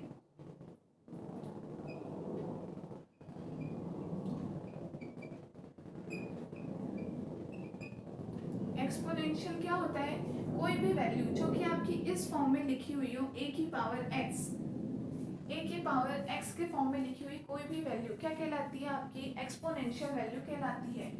एग्जाम्पल के लिए यहाँ पर ए का मान कुछ भी हो सकता है, मान लो 2 की पावर एक्स है, 3 की पावर एक्स है, 4 की पावर एक्स है, एक्सेट्रा कुछ भी, 100 की पावर एक्स है, कुछ भी मान हमने मान सकते हैं। कोई भी वैल्यू अगर आपको इस फॉर्म में लिखी हुई दिख जाती है पावर फॉर्म में, तो वो क्या कहलाती है, आपकी एक्सपोनेंशियल वैल्यूज कहलाती है। ठीक है, अब इन चर घातांकी जिसको हम कहते हैं हिंदी में चर घातांकी, चर घातांकी नाम से क्लियर है कि जिसकी घात कैसी हो, चर राशि के रूप में हो। एक्स एक्स वाई ये सब हम कैसे लेते हैं, चर राशियां तो होती है। चर और अचर राशि का मतलब क्या होता है, देखो जैसे हमने ये जो पूरी वैल्यू लिखी है, अब यहाँ पर 2 का मान क्या है, फिक्स मान है 2 का, 2 का मान 2 ही है। 2 का मान कोई थोड़ी ना बोलेगा आपको यहाँ से निकालने के लिए, कोई पूछेगा तो आपसे क्या पूछेगा यहाँ पे कि एक्स का मान फाइंड आउट करने के लिए एक्स का मान बताओ। ठीक है, तो वो वैल्यूज के जिनके मान क्या होते हैं, फिक्स नहीं होते हैं, किसी तरीके से हमें पता करने होते हैं, या फिर उनके मान कहीं से कहीं तक भी मान हो सकते हैं। जैसे भी एक्स का मान हमें पता नहीं है, एक्स का मान पूरे इन्फिनिटी में से कुछ भी मान हो सकता है एक्स का। तो ऐसी राशियाँ जो कि क्या होती है, अपने मान बदल सकती है या उनके मान हम किसी कई तरीकों से पता कर सकते हैं। ठीक है, ऐसी राशियाँ क्या कहलाती है, चर राशियाँ कहलाती है। चर राशि कहलाती है, चर का मतलब वेरिएबल, मतलब उसका मान कुछ भी चेंज हो सकता है। और जो मान फिक्स मान होते हैं ये क्या कहलाते हैं, अचर मान कहलाते हैं। ठीक है, या नॉन वेरिएबल कह लो, फिक्स्ड वैल्यूज कह लो, कुछ भी। ठीक है, तो एक्सपोनेंशियल अपन कहते हैं जिसको हिंदी में इसका नाम होता है चर घातांकी, मतलब किसी भी पद की चर कैसा हो, घातांकी के रूप में हो, घातांकी में या फिर क्या आ जाए उसका चर मान आता हो, वो वैल्यू क्या कहलाती है, आपकी चर घातांकी एक्सपोनेंशियल कहलाती है। जैसे कि ये वैल्यूज, इन सबकी पावर क्या आ रही है, कोई ना कोई चर राशि आ रही है, तो क्या कहलाती है, चर घातांकी कहलाती है। ठीक है, अब यहाँ पे बात आती है कि x की वैल्यू सॉल्व करना है। x की वैल्यू कोई आपसे पूछ ले तो आप कैसे निकालोगे। अब जैसे सपोज करो 3 की पावर 3, कितना होता है 27 होता है, इजी है, हम सबको पता है, ठीक है। या फिर 2 की पावर 3 कर दें तो कितना होता है 8 होता है, हम सबको पता है, ठीक है। अब मान लो अगर 3 की पावर 3 नहीं दे करके 3 की पावर x दिया हुआ होता और तब आपसे कोई पूछ लेते कि x इक्वल टू कितना होगा, तो जनरली हम सब आराम से बता देते, हमें पता है क्योंकि 3 एक छोटी राशि है, तो हमें पता है कि 3 का क्यूब करेंगे, 3 का घन लेंगे तभी मान 27 आएगा। इसका मतलब x बराबर ऑब्वियसली सी बात है कितना होगा 3 होगा, क्लियर है। या फिर यहाँ पर अगर 9 दिया हुआ होता हमें कि अब x का मान बताओ कितना, तो हमें पता है 3 का स्क्वायर करेंगे तभी हमारे पास 9 आएगा, तो यहाँ पे x बराबर कितना हो जाता 2 हो जाता। ये 3 स्क्वायर करोगे आप तो वैल्यू 9 आएगी आपके पास, सिंपल सा है। ऐसे में तो आपने बता दिया, लेकिन अगर मान लो यहाँ पे आपके पास मान 3 के रूप में नहीं दे रखा है, आपके पास मान 3 नहीं दे रखा, कोई बड़ी वैल्यू दे रखी है, जैसे आपको दे दिया है 1027 दे दिया, ठीक है, और इसकी मान आपको आगे जाकर के कुछ भी दे दिया एक्सेट्रा एक्सेट्रा, और फिर x की वैल्यू पूछ ली आपसे। अब बताओ अब x की वैल्यू कैसे निकालोगे आप, ठीक है ना। ऐसे में हमें नहीं पता चल पाता कि x की वैल्यू हम कैसे निकालें, इसकी पावर कितनी करें कि ये वैल्यू आ जाए। अब एक एक को मल्टीप्लाई करके तो आप देखोगे नहीं, ऐसे चीज़ों को सॉल्व करना होता है, तब आपके पास क्या आता है, तब एंट्री होती है लॉग की, लॉग, तब आता है लॉग कि मैं हूँ, डोंट वरी, मैं इस प्रॉब्लम को सॉल्व कर सकता हूँ, ठीक है। तो ऐसे टाइम पे हम किसका यूज़ लेते हैं, लॉग का। अब लॉग का यूज़ किस तरीके से लेते हैं, अब हम उसकी बात करेंगे कि लॉग का यूज़ हमें कैसे लेना होता है, ठीक। तो जनरल क्वेश्चन है, कोई भी आपसे पूछ सकता है, आजकल तो शायद मैथ्स में भी वाइवा होता है आप लोगों का, है ना, मैथ्स में होता है, तो ये तो जनरल केमिस्ट्री में भी आप लोग के काइनेमेटिक्स वगैरह पढ़ते हैं उसमें यूज़ में आता है ना आपके लॉग, तो काइनेमेटिक्स में यूज़ में आता है, फिजिक्स में यूज़ में आ ही रहा है, तो ये तो जनरल क्वेश्चन है, कोई भी वाइवा लेने आए कोई भी टीचर हमसे पूछ सकता है कि लॉग क्या होता है, ठीक है ना। इसीलिए ये चीज़ें जानना ज़रूरी है, तो इसलिए मैंने आपको नॉर्मली एक इंट्रोडक्शन दिया है, लॉग वैल्यूज़ क्या होती है, उसकी ज़रूरत क्यों पड़ती है। ये हमारी कोई भी चरघातांकी राशि है, इनकी पावर पता करने के लिए, कि जब हमारे पास किसी भी मान का जो घात है वो चर राशि के रूप में हो, तो उस चर का मान पता करने के लिए हम क्या यूज़ में लेते हैं, लॉग का यूज़ किया जाता है। अब बात आती है कि लॉग की वैल्यूज़ कैसे निकालें। बहुत डिफिकल्ट है लॉग की वैल्यूज़ निकालना, क्योंकि लॉग की तो एक बड़ी बड़ी टेबल्स होती हैं, अब उस पूरी टेबल को तो याद नहीं कर सकता कोई भी, इम्पॉसिबल वैल्यू है, ठीक है। आपको ये भी देखोगे कि सारे टेबल्स में, लेकिन आप अलग अलग बुक की टेबल्स देख लो, तो आप अलग अलग बुक की टेबल्स में आपको एक चीज़ देखना, हो सकता है कईयों में सेम हो, कईयों में ऐसा होता है कि जैसे वैल्यू हमारे पास पॉइंट के बाद कोई भी 4 डिजिट है, मान लो कोई 0.4451, किसी भी लॉग समथिंग की वैल्यू हमें ये दे रखी है 0.4451, ठीक है। किसी बुक में वैल्यू ये मिल जाएगी, किसी में आपको यही वैल्यू 0.4452 भी मिल सकती है, किसी में यही वैल्यू 0.4450 भी मिल सकती है। तो ये जो बात की वैल्यूज़ में थोड़ा बहुत वेरिएशन चलता है, डिपेंड करता है स्टार्टिंग की ये वैल्यू है ये आपकी सही हो, तो एग्जामिनर भी उसको गलत नहीं करेगा, ठीक है। कभी कोई एग्जामिनर गलत नहीं करता, एग्जामिनर्स को खुद को याद नहीं होती इतनी एग्जैक्ट वैल्यूज़, तो वो गलत क्या करेंगे, ठीक है। और बात वो भी नहीं है कि याद नहीं होती, ऑब्वियसली कैलकुलेटर सबके पास होता है, सब निकाल सकते हैं, लेकिन स्टार्टिंग की जो एटलीस्ट 2 वैल्यूज़ है ये आपकी सही जानी चाहिए। बात का तो आपको नहीं आ रहा, आप कुछ भी लिख दो अपने अकॉर्डिंग, कोई चेक नहीं करता, ठीक है। तो देखो लॉग निकालने का कोई पर्टिकुलर फॉर्मूला तो है नहीं कि मैं आपको फॉर्मूला बता दूँ, ये फॉर्मूला होता है, इसमें कोई भी वैल्यू डालो और आपके पास लॉग का मान आ जाएगा, ठीक है। लॉग का कोई फॉर्मूला नहीं होता। फिर लॉग का मान कैसे निकालें, तो लॉग का मान निकालने के लिए सबसे पहले ये है कि आपको एटलीस्ट कुछ वैल्यूज़ तो ध्यान में रखनी होती है,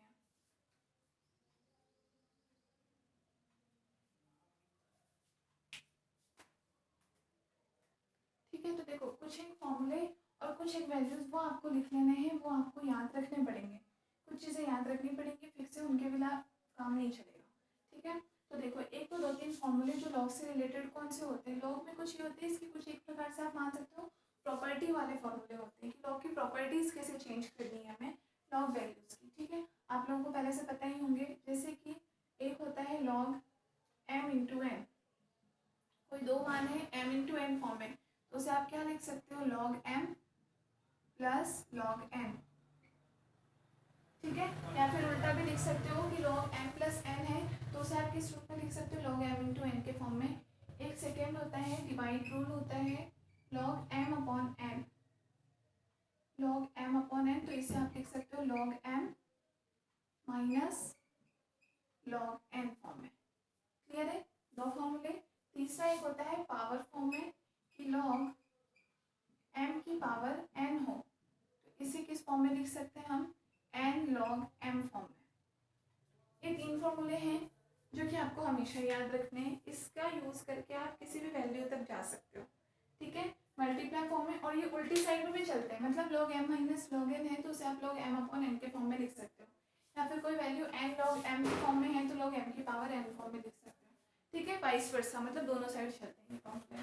तो ये तीन तो आपकी प्रॉपर्टीज़ वाले वैल्यूज़ ही है।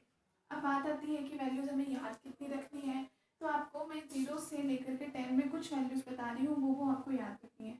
बाकी की वैल्यूज़ हम बना सकते हैं, वो वैल्यूज़ अगर हमें याद हो तो हम बाकी वैल्यूज़ बना सकते हैं। कैसे? अब जो वैल्यूज़ आपको याद रखनी है उनको आप लिख भी लेना, ये फॉर्मूले पे लिख लेना, साथ में वो कुछ वैल्यूज़ भी लिख लेना। जैसे देखो, पहला log 0, 0 से हम स्टार्ट करते हैं, ठीक है, सॉरी log 1, log 1 का मान कितना होता है? 0, ठीक है। और जनरली ये log आपको पता हो तो 10 बेस पे होता है। एक log e बेस भी होता है, इसको जनरली हम ln बोलते हैं, ठीक है, और एक होता है log 10 बेस, ठीक है। log 1 होता है 0, देन आप याद करो log 2 ये होता है 0.3010, देन आता है log 3 होता है 0.4771, देन आप याद करो log 5 होता है 0.6990, फिर आप याद करोगे log 7, इसकी वैल्यू कितनी होती है? 0.8451, और लास्टली याद रखना है log 10, इसकी वैल्यू होती है 1। ये इतनी कितनी वैल्यूज होगी? 3 और 3 6 वैल्यूज आपको याद रखनी है, ठीक है। क्यों? क्योंकि बाकी वैल्यूज आप इससे बना सकते हो, बीच में जो हमने छोड़ा वो इससे बना सकते हो, ठीक है। बात आती है कि अगर उससे आगे की वैल्यूज आ जाए, जैसे log 10 के बाद log 11 जाए, तो उतनी वैल्यू जनरली हमारी किसी कोई एग्जाम में नहीं पूछी जाती, उससे ज़्यादा वैल्यूज आती नहीं है। अगर कभी किसी भी क्वेश्चन में यूज़ आना होगा वैल्यू, तो आपको गिवन होता है ऑलरेडी, log ये यूज़ में आएगा और डेफिनेटली उसकी वैल्यूज आपको गिवन होगी, ठीक है। या फिर अगर वो कोई वैल्यू देंगे भी जिसकी वैल्यू नहीं गिवन हो, log आ रहा हो, वो वैसी वैल्यू ही देंगे जो कि आप इजीली निकाल सकते हो, ठीक है। तो इतने मान आपको डायरेक्टली याद रखने हैं, इनका कोई अल्टरनेट नहीं है, इनका कोई ऑप्शन नहीं है, ये आपको याद करने ही पड़ेंगे। अब बात आती है कि ये याद रखने के बाद में जो बीच में जैसे हमने छोड़ दी है उसका मान आप कैसे निकाल सकते हो? तो उनको आप निकाल सकते हो डायरेक्टली ये प्रॉपर्टीज यूज में लेकर के, ठीक है। अब इसको ये तरीके से ही आपको कुछ लॉग की वैल्यूज निकालने का तरीका आ जाएगा। कैसे? जैसे हमने 1 2 3 पढ़ लिया, log 4 हमने छोड़ दिया, सपोज हमें log 4 की वैल्यू निकालनी है, ठीक है। तो log 4 को आप किस फॉर्म में लिख सकते हो? log 2 की पावर 2 फॉर्म में लिख सकते हो। ये किस फॉर्म में आ गया? log m की पावर n फॉर्म में। इसे हम कैसे लिख सकते हैं? n log m, मतलब 2 log 2, ठीक है। अब इसकी वैल्यू डाल दो, 2 इंटू log 2 की वैल्यू आपको ऑलरेडी याद है 0.3010, तो ये मल्टीप्लाई होकर वैल्यू क्या हो जाएगी? 0.6020, क्लियर है? इस तरीके से वैल्यूज निकाली जाती है। तो ये वैल्यू आपको याद रखने की जरूरत नहीं है, जो याद है आप उससे ही निकाल सकते हो, बस आपको ये तीनों प्रॉपर्टी याद होनी चाहिए, इतनी ये वैल्यूज याद होनी चाहिए, ठीक है। log 4 की वैल्यू हमने निकाली, 4 को आप log 2 इंटू 2 करके भी निकाल सकते थे। कैसे निकाल सकते थे? दूसरा तरीका ये होता है इसको निकालने का, इसे हम लिख देते हैं log, कोई पावर फॉर्म में नहीं लिखना चाहे, डायरेक्टली मल्टीप्लाई ध्यान में आता है, तो log 2 इंटू 2 लिख दिया। अब ये किस फॉर्म में बन गया? log m into n form में।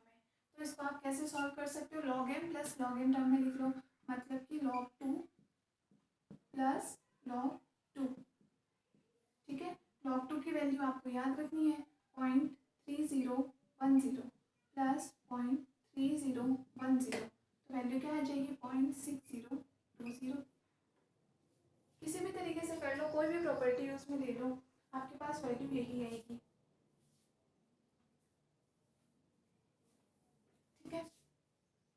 नोट भी करते जाना इनको साथ के साथ। अब जैसे नेक्स्ट हमने log 4 की वैल्यू निकाल ली, उसके बाद में नेक्स्ट जैसे 4 5 आपको याद रखना है, log 6 हमने नहीं लिखा है यहाँ पे, क्योंकि log 6 की वैल्यू हम निकाल सकते हैं, इसीलिए क्योंकि ज़्यादा वैल्यू से याद रहती नहीं है। अगर आप याद कर सकते हो तो बेटर होगा कि आप 1 से 10 डायरेक्टली याद कर लो, बहुत अच्छा है, लेकिन वो आपको एक टाइम पे लगेगा कि याद है, बाद में आप भूल जाओगे। इसीलिए कम से कम वैल्यूज याद रखो, ज़्यादा से ज़्यादा को ट्राई करो कि आप सॉल्व कर सको एट द टाइम, ताकि कोई कन्फ्यूजन ना रहे। ठीक है, तो जैसे हमें नेक्स्ट log 6 निकालना है। log 6, अब इसे देखो, 6 को आप क्या लिख सकते हो, 2 इंटू 3 लिख सकते हो। ठीक है, ये फिर किस फॉर्म में बन गया, log m plus log n form में बन गया। इसे सॉल्व कर लो आप, log 2 प्लस log 3।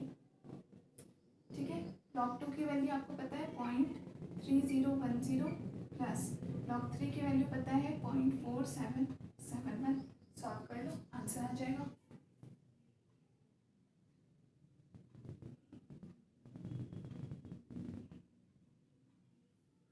क्या आंसर आ जाएगा, पॉइंट लगभग 7780।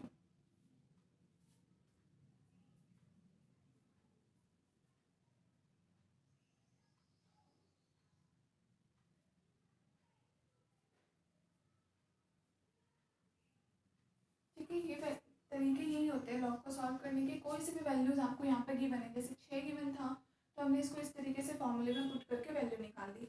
इसकी जगह आपको कोई भी वैल्यूज गिवन हो, आप उसको ट्राई करो इस तरीके से तोड़ने की, या तो मल्टीप्लाई में तोड़ोगे, या फिर दो डिवाइड में तोड़ दो, या फिर दो राशि की पावर के फॉर्म में तोड़ दो, कैसे भी, और उनमें ये प्रॉपर्टी लगा दो। ठीक है, नेक्स्ट जैसे log 6, log 7 हमें याद रखना है। अब जैसे log 8 हमने नहीं लिखा, log 8 हम निकाल सकते हैं, log 8। log 8 को आप लिख सकते हो log 2 की पावर 3। 2 की पावर 3 8 होता है, तो log 2 की पावर 3 हो गया। अब यहाँ पे ये पावर इस फॉर्म में आ गया, log m की पावर n, तो इसे आप लिख सकते हो m log m, मतलब 3 log 2, 3 as it is. log 2 की वैल्यू हमें पता है 0.3010। मल्टीप्लाई कर लो, आंसर आ जाएगा।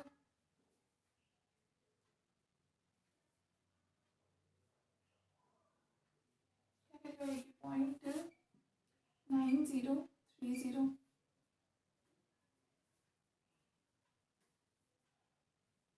ठीक है, log 8 की वैल्यू हो जाएगी। इसी तरीके से आप log 9 हमने नहीं निकाला, log 9 आप कैसे निकाल सकते हो, log 3 के स्क्वायर फॉर्म में निकाल सकते हो। 3 का स्क्वायर कितना हो जाएगा, log 9 आ जाएगा। तो इसको आप क्या लिख लोगे, 2 log 3 लिख लोगे, तो निकाल सकते हो। या फिर दूसरा तरीका, log 3 इंटू 3 लिख लो। देखो अभी एक बार log 8 को नोट कर लिया, नेक्स्ट log 9 भी करके बता देती हूँ मैं।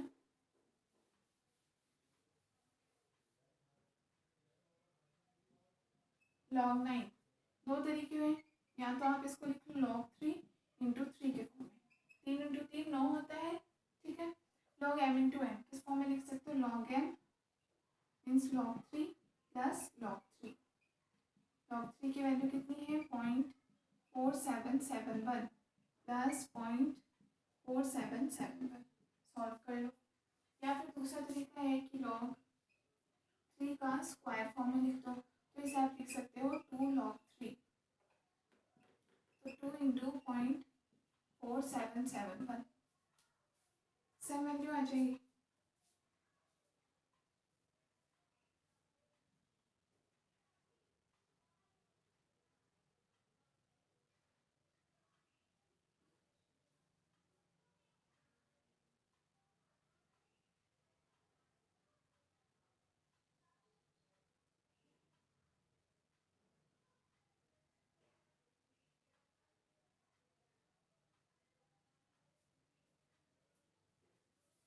ठीक है, ये तो जनरल वैल्यूज हो गई। तो इस तरीके से इतनी 6 वैल्यूज याद रखें, और log 1 और 10 तो याद रखना ईजी है।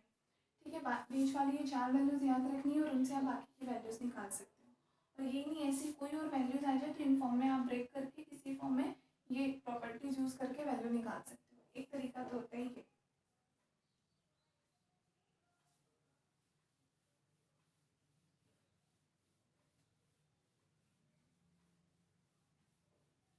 दूसरा है कि अगर आपको कभी पॉइंट्स में कोई भी बीच की कोई वैल्यू दे दी,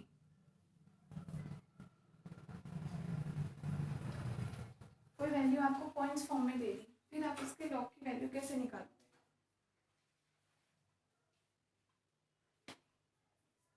जैसे कि क्वेश्चन दे रखा है कि log 2 का मान आपको गिवन है, कितना है 0.3010 एंड log 7 का मान आपको गिवन है, log 7 का मान कितना है 0.8451 है। ठीक है, तो आपसे वैल्यू किसकी पूछ ली, log 2.8 की वैल्यू मान लो पूछ ली आपसे। अब ये दो वैल्यूज गिवन होने का मतलब है कि आप जब इसको सॉल्व कर लोगे तो कहीं ना कहीं आपके log 2 और log 7 यूज में आएगा। तो देखो जो यूज में आएगा उनका मान वो ऑलरेडी आपको दे देते हैं, आपको याद नहीं हो तो भी कोई प्रॉब्लम नहीं, बस यही तरीका कि आपको इसको सॉल्व करने आना चाहिए।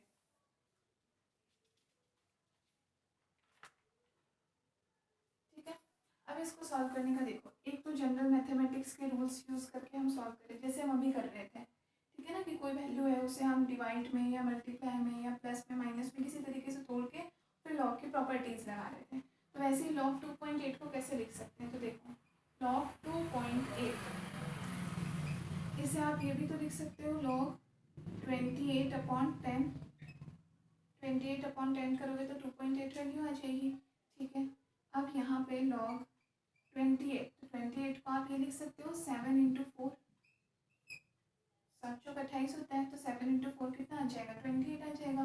तो 28 को हमने उसमें ब्रेक कर दिया। अब आप बोलोगे कि मैम 28 को आपने इसमें ब्रेक क्यों किया, क्योंकि सिंपल सी बात है, हम वही चीज़ यूज़ में देना चाहते हैं जहाँ से हमें फॉर्मूले गिवन हो, हमें उनका यूज़ कर सकें।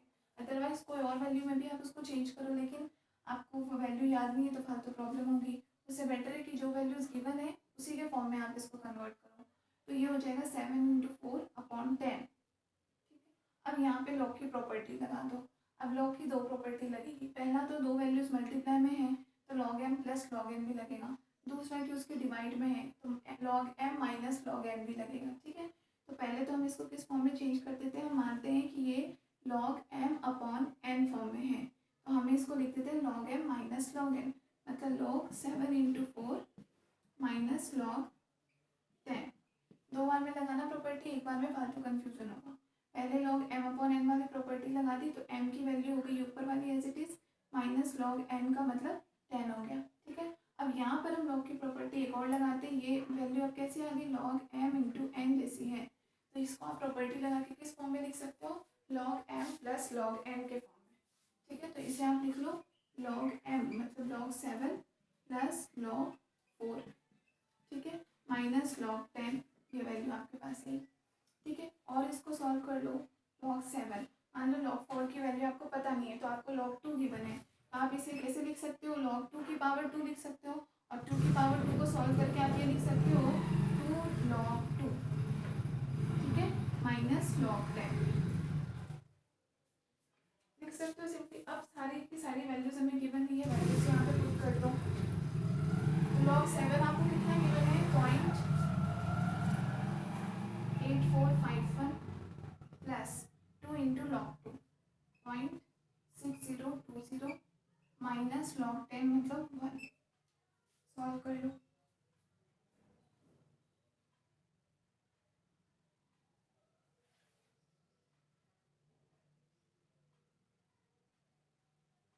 वैल्यू कितनी आ जाएगी, इन दोनों को प्लस करोगे वैल्यू आएगी 0.14471 माइनस 1 कर दो तो वैल्यू आपके पास कितनी आ जाएगी, सॉरी ये आ जाएगा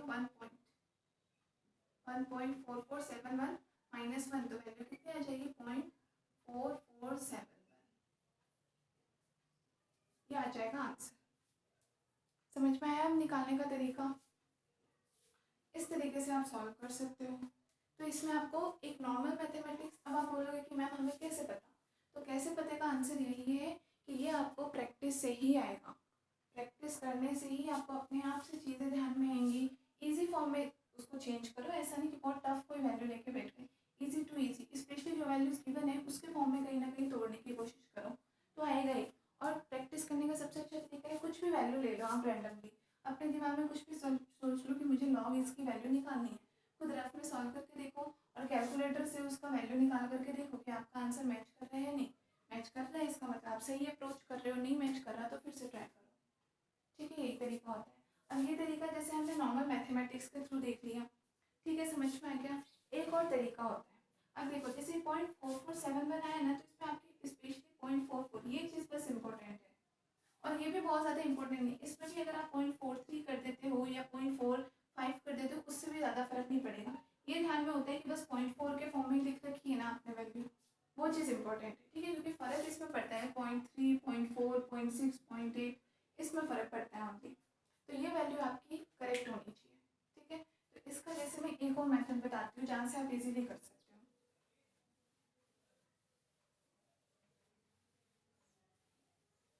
हो। इजीली करने का देखो एक ट्रिक है। ट्रिक क्या है कि जैसे हमें log 2.8 की वैल्यू निकालनी है, ठीक है, तो 2.8 आपको पता है, 2.8 से जस्ट पहले log की कौन सी वैल्यू हम पढ़ते हैं, log 2 की, और 2.8 के जस्ट बाद में हम कौन सी वैल्यू पढ़ते हैं, log 3 की। 2.8 आपका कहाँ आता है, 2 और 3 के बीच में ही तो है, और इससे पहले हम log 2 की वैल्यू ही पढ़ते हैं, log 3 की वैल्यू ही पढ़ते हैं, ठीक है ना। इसका मतलब log 2.8 का मान भी कहाँ आएगा, log 2 और log 3 के बीच में आएगा, ठीक है, ये तो हमें दिख रहा है। तो हम यहाँ से क्या लिख लें, log 2.8, ठीक है, मीन्स क्या हो गया, log 2 एंड log 3 के बीच मान होगा, log 2 और log 3 के बीच में मान होगा, ठीक है।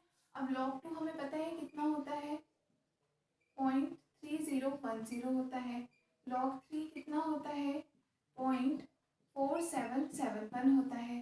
तो इसका मतलब हमारा जो रिजल्ट आना है वो भी इन दोनों के बीच का आना है, क्लियर है। तो देखो सबसे एक तो आपको आंसर, एक स्टेप पे तो आप चले गए कि आपको आंसर ये समझ में आ गया कि इसके और इसके बीच में आना है आंसर, ठीक है। ये आप किसी वैल्यू के लिए निकाल सकते हो, 2.8 की जगह मान लो कुछ भी 2.5 दिया होता तो भी 2 और 3 के बीच में ही मान आता, 2.2 दिया होता तो भी 2 और 3 के बीच में ही मान आता, ठीक है। इसका मतलब log 2 और log 3 के बीच में मान है। अब इन दोनों के बीच में से हम कौन सी वैल्यू उठाएं, तो देखो हम इसे क्या लेते हैं, इसकी भी आगे की आप दो वैल्यू ले लो, 0.30, इसकी भी दो वैल्यूज हमने ले ली, 0.47, कि इन दोनों के बीच में हमारा मान है। अब इन दोनों के बीच में क्या मान लें, तो log 2.8 दे रखा है आपको, log 2.8 दे रखा है, मतलब हम इसमें बात करते हैं ओनली 0.8 की। 0.8 मतलब क्या होता है, लगभग 80/100, यही मान होता है। मतलब आपको टोटल 100 वैल्यू का कितना परसेंट लेना है, 80% वाली वैल्यू लेनी है। इस तरीके से ब्रेक करो कि पॉइंट के बाद में क्या वैल्यू दे रखी है, 0.8 का मतलब है कि टोटल वैल्यू का आपको 80% लेना है। तो इन दोनों के बीच में मान है, तो इन दोनों के बीच में जो गैप है उसको हम मान लेते हैं कि 100% गैप है ये। अब हमें इस 100% में से हमें लगभग 80% पर जो वैल्यू आ रही है वो वैल्यू लेनी है। अब 80% पर वैल्यू क्या आएगी वो आप कैसे फाइंड आउट करोगे, तो देखो 0.30 से 0.47 के बीच में टोटल कितने मान आ रहे हैं, 17 मान है भाई। 30 से 31, 30 से 40 तक जाओगे 10 मान, और 40 से 47 तक टोटल 17 मान है। अब 17 का जस्ट आप, तो ये आपको कैसे अप्रोक्सीमेट वैल्यूज लेनी है, आप अपने आप इसको मतलब बिना पेन वेन के ही आप अपने आप निकाल सकते हो, कैसे, 17 मान है, हमें 17 का कितना लेना है, 80% लेना है। तो पहले तो 17 का 50% कर लो, 50% कितना हो जाएगा, तो 17 का जस्ट आधा कितना हो जाएगा, लगभग 8, 8.5 के लगभग हो जाएगा, आप 9 पे मान लो, मतलब 30 से लगभग 0.39 पहुंचेगा तब तो आपका 50% हो गया, ठीक है। आपको उससे 2% और, सॉरी 3% और लेना है, 80% तक लेना है, मतलब वैल्यू आपकी अपने पास कितनी हो जाएगी, अपने आप ही आपको समझ में आ जाएगा कि लगभग अपन कितनी ले लें, 0.44 या फिर 0.43 वैल्यू ले लें तो अपन किस पे पहुंच जाएंगे, 80% पे। ऑब्वियसली सी बात है, क्योंकि उसके बाद 0.45 और 46 के बाद में 47, तो ये तो 100% हो ही रहा है। तो अपने आप आपकी वैल्यू लगभग कितनी आ जाएगी, 0.44 या 43 में आप ले लो। आगे का मान तो आप कुछ भी लिख लो एग्जैक्टली, उससे कोई फर्क नहीं पड़ेगा, आप इतना लिख करके छोड़ दो तो भी राइट है, ठीक है। तो ये होता है ट्रिक के थ्रू निकालना होता है कि आप परसेंटेज के रेशियो लेकर के कैसे निकाल सकते हो,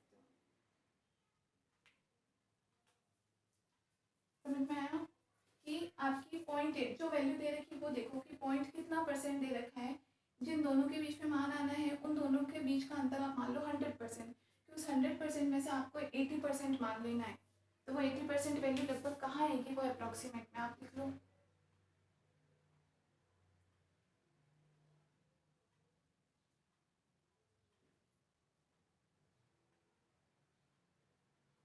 ठीक है। इसका देखो एक और एग्जाम्पल लेते हैं।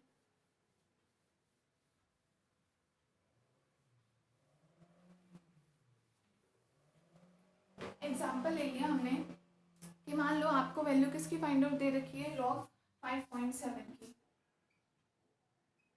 log 5.7 आपको फाइंड आउट करना है, ठीक है। इसी ट्रिक से करो। 5.7 किसके बीच में एग्जिस्ट कर रहा है, मतलब कि log 5 और log 6 के बीच में इसका मान आ रहा है।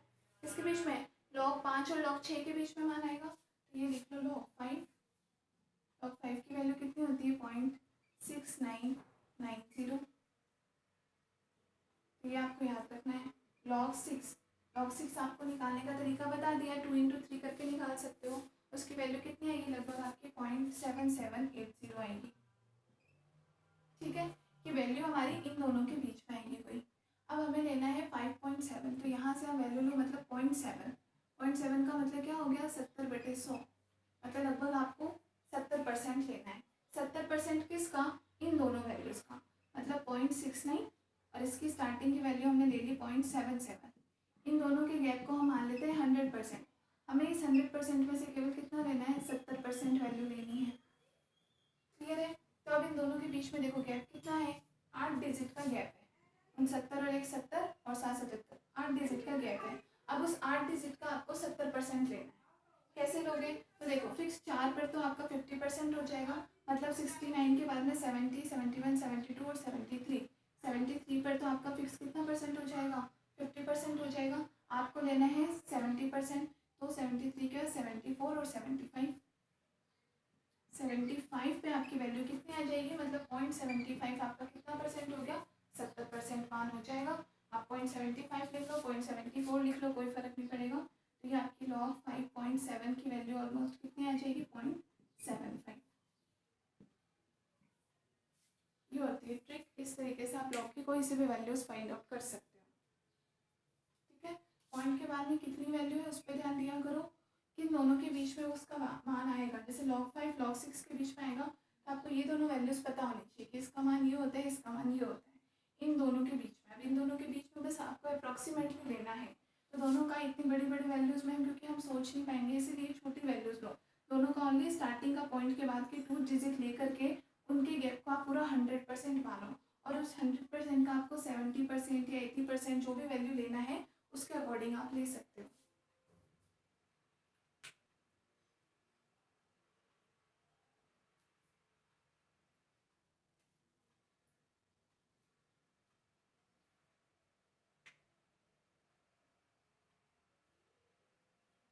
ठीक है, जैसे मान लो ये सब तो चलो छोटी वैल्यूज है, कोई बड़ी वैल्यू आ गई। एक और एग्जांपल देखो, log 134 आपको दे दिया, इसकी वैल्यूज फाइंड आउट करो। कैसे फाइंड आउट करोगे, सबसे पहले तो इसको इजी वे में लिखो।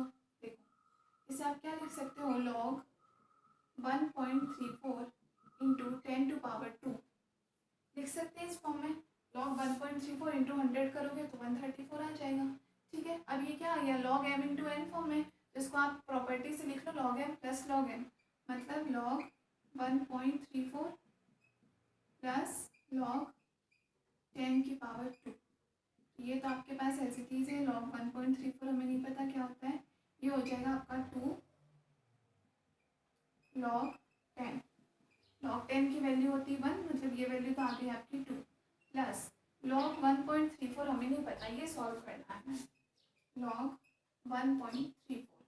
अब आप इसको कैसे सॉल्व करोगे, 0.34 का मतलब है आपको 0.34 लेना है आउट ऑफ 100 में से हम ले। आपको लगभग कितनी वैल्यू लेनी है, 34% के आसपास आपको वैल्यू लेनी है। 34/100 आपको 34% वैल्यू लेनी है। किसकी 34%, तो 1.34 किसके बीच में है, 1 और 2 के बीच में है, मतलब कि log 1 और log 2 के बीच में आएगी इसकी वैल्यू। log 1 कितना होता है, 0 होता है। log 2 कितना होता है, 0.3010 होता है। इन दोनों के बीच में हमें वैल्यू लेनी है, तो हम क्या लेते हैं, मतलब 0 से लेकर के और 0.30 इस गैप को आप क्या मान लो, 100% मान लो, और उस 100% का 34% लेना है। तो 30 का 50% तो सीधे सीधे आपका कितना हो जाएगा, 0.15। ये तो आपका राइटली 50% हो गया। आपको 0.15 से भी कम वैल्यू लेना है, 34%। तो लगभग आप कितनी वैल्यू ले लो अप्रोक्सीमेट, आप खुद बताओ, लगभग 0.11 या फिर 0.12 समथिंग वैल्यू आ जाएगी आपकी। इतना हो जाएगा आपका 34%, ठीक है। तो वैल्यू कितनी आ गई, मान लिया आपने 0.12 आ गई, तो ये इसकी जगह वैल्यू लिखते हो आप 0.12, टोटल वैल्यू कितनी हो जाएगी 2.12 आ गया। तो ये ट्रिक्स होती है लॉग सॉल्व करने की, और इसका तरीका वही है इसको करने का कि आप प्रैक्टिस करो, रैंडमली कोई भी वैल्यूज़ लो, कैलकुलेटर से उनको निकाल के देखो और आप खुद सॉल्व करके देखो कि आप सही जगह पहुंच रहे हो या नहीं। ठीक है, आई होप समझ में आ गया होगा, यही ट्रिक है इसकी। चलो अब हमारा एक लॉरेंस ट्रांसफॉर्मेशन और है, वो हम नेक्स्ट क्लास में कंटिन्यू करेंगे, और आई होप लॉग की प्रॉपर्टीज, लॉग की प्रॉब्लम आपकी सॉल्व हो चुकी होगी। ठीक है, धन्यवाद।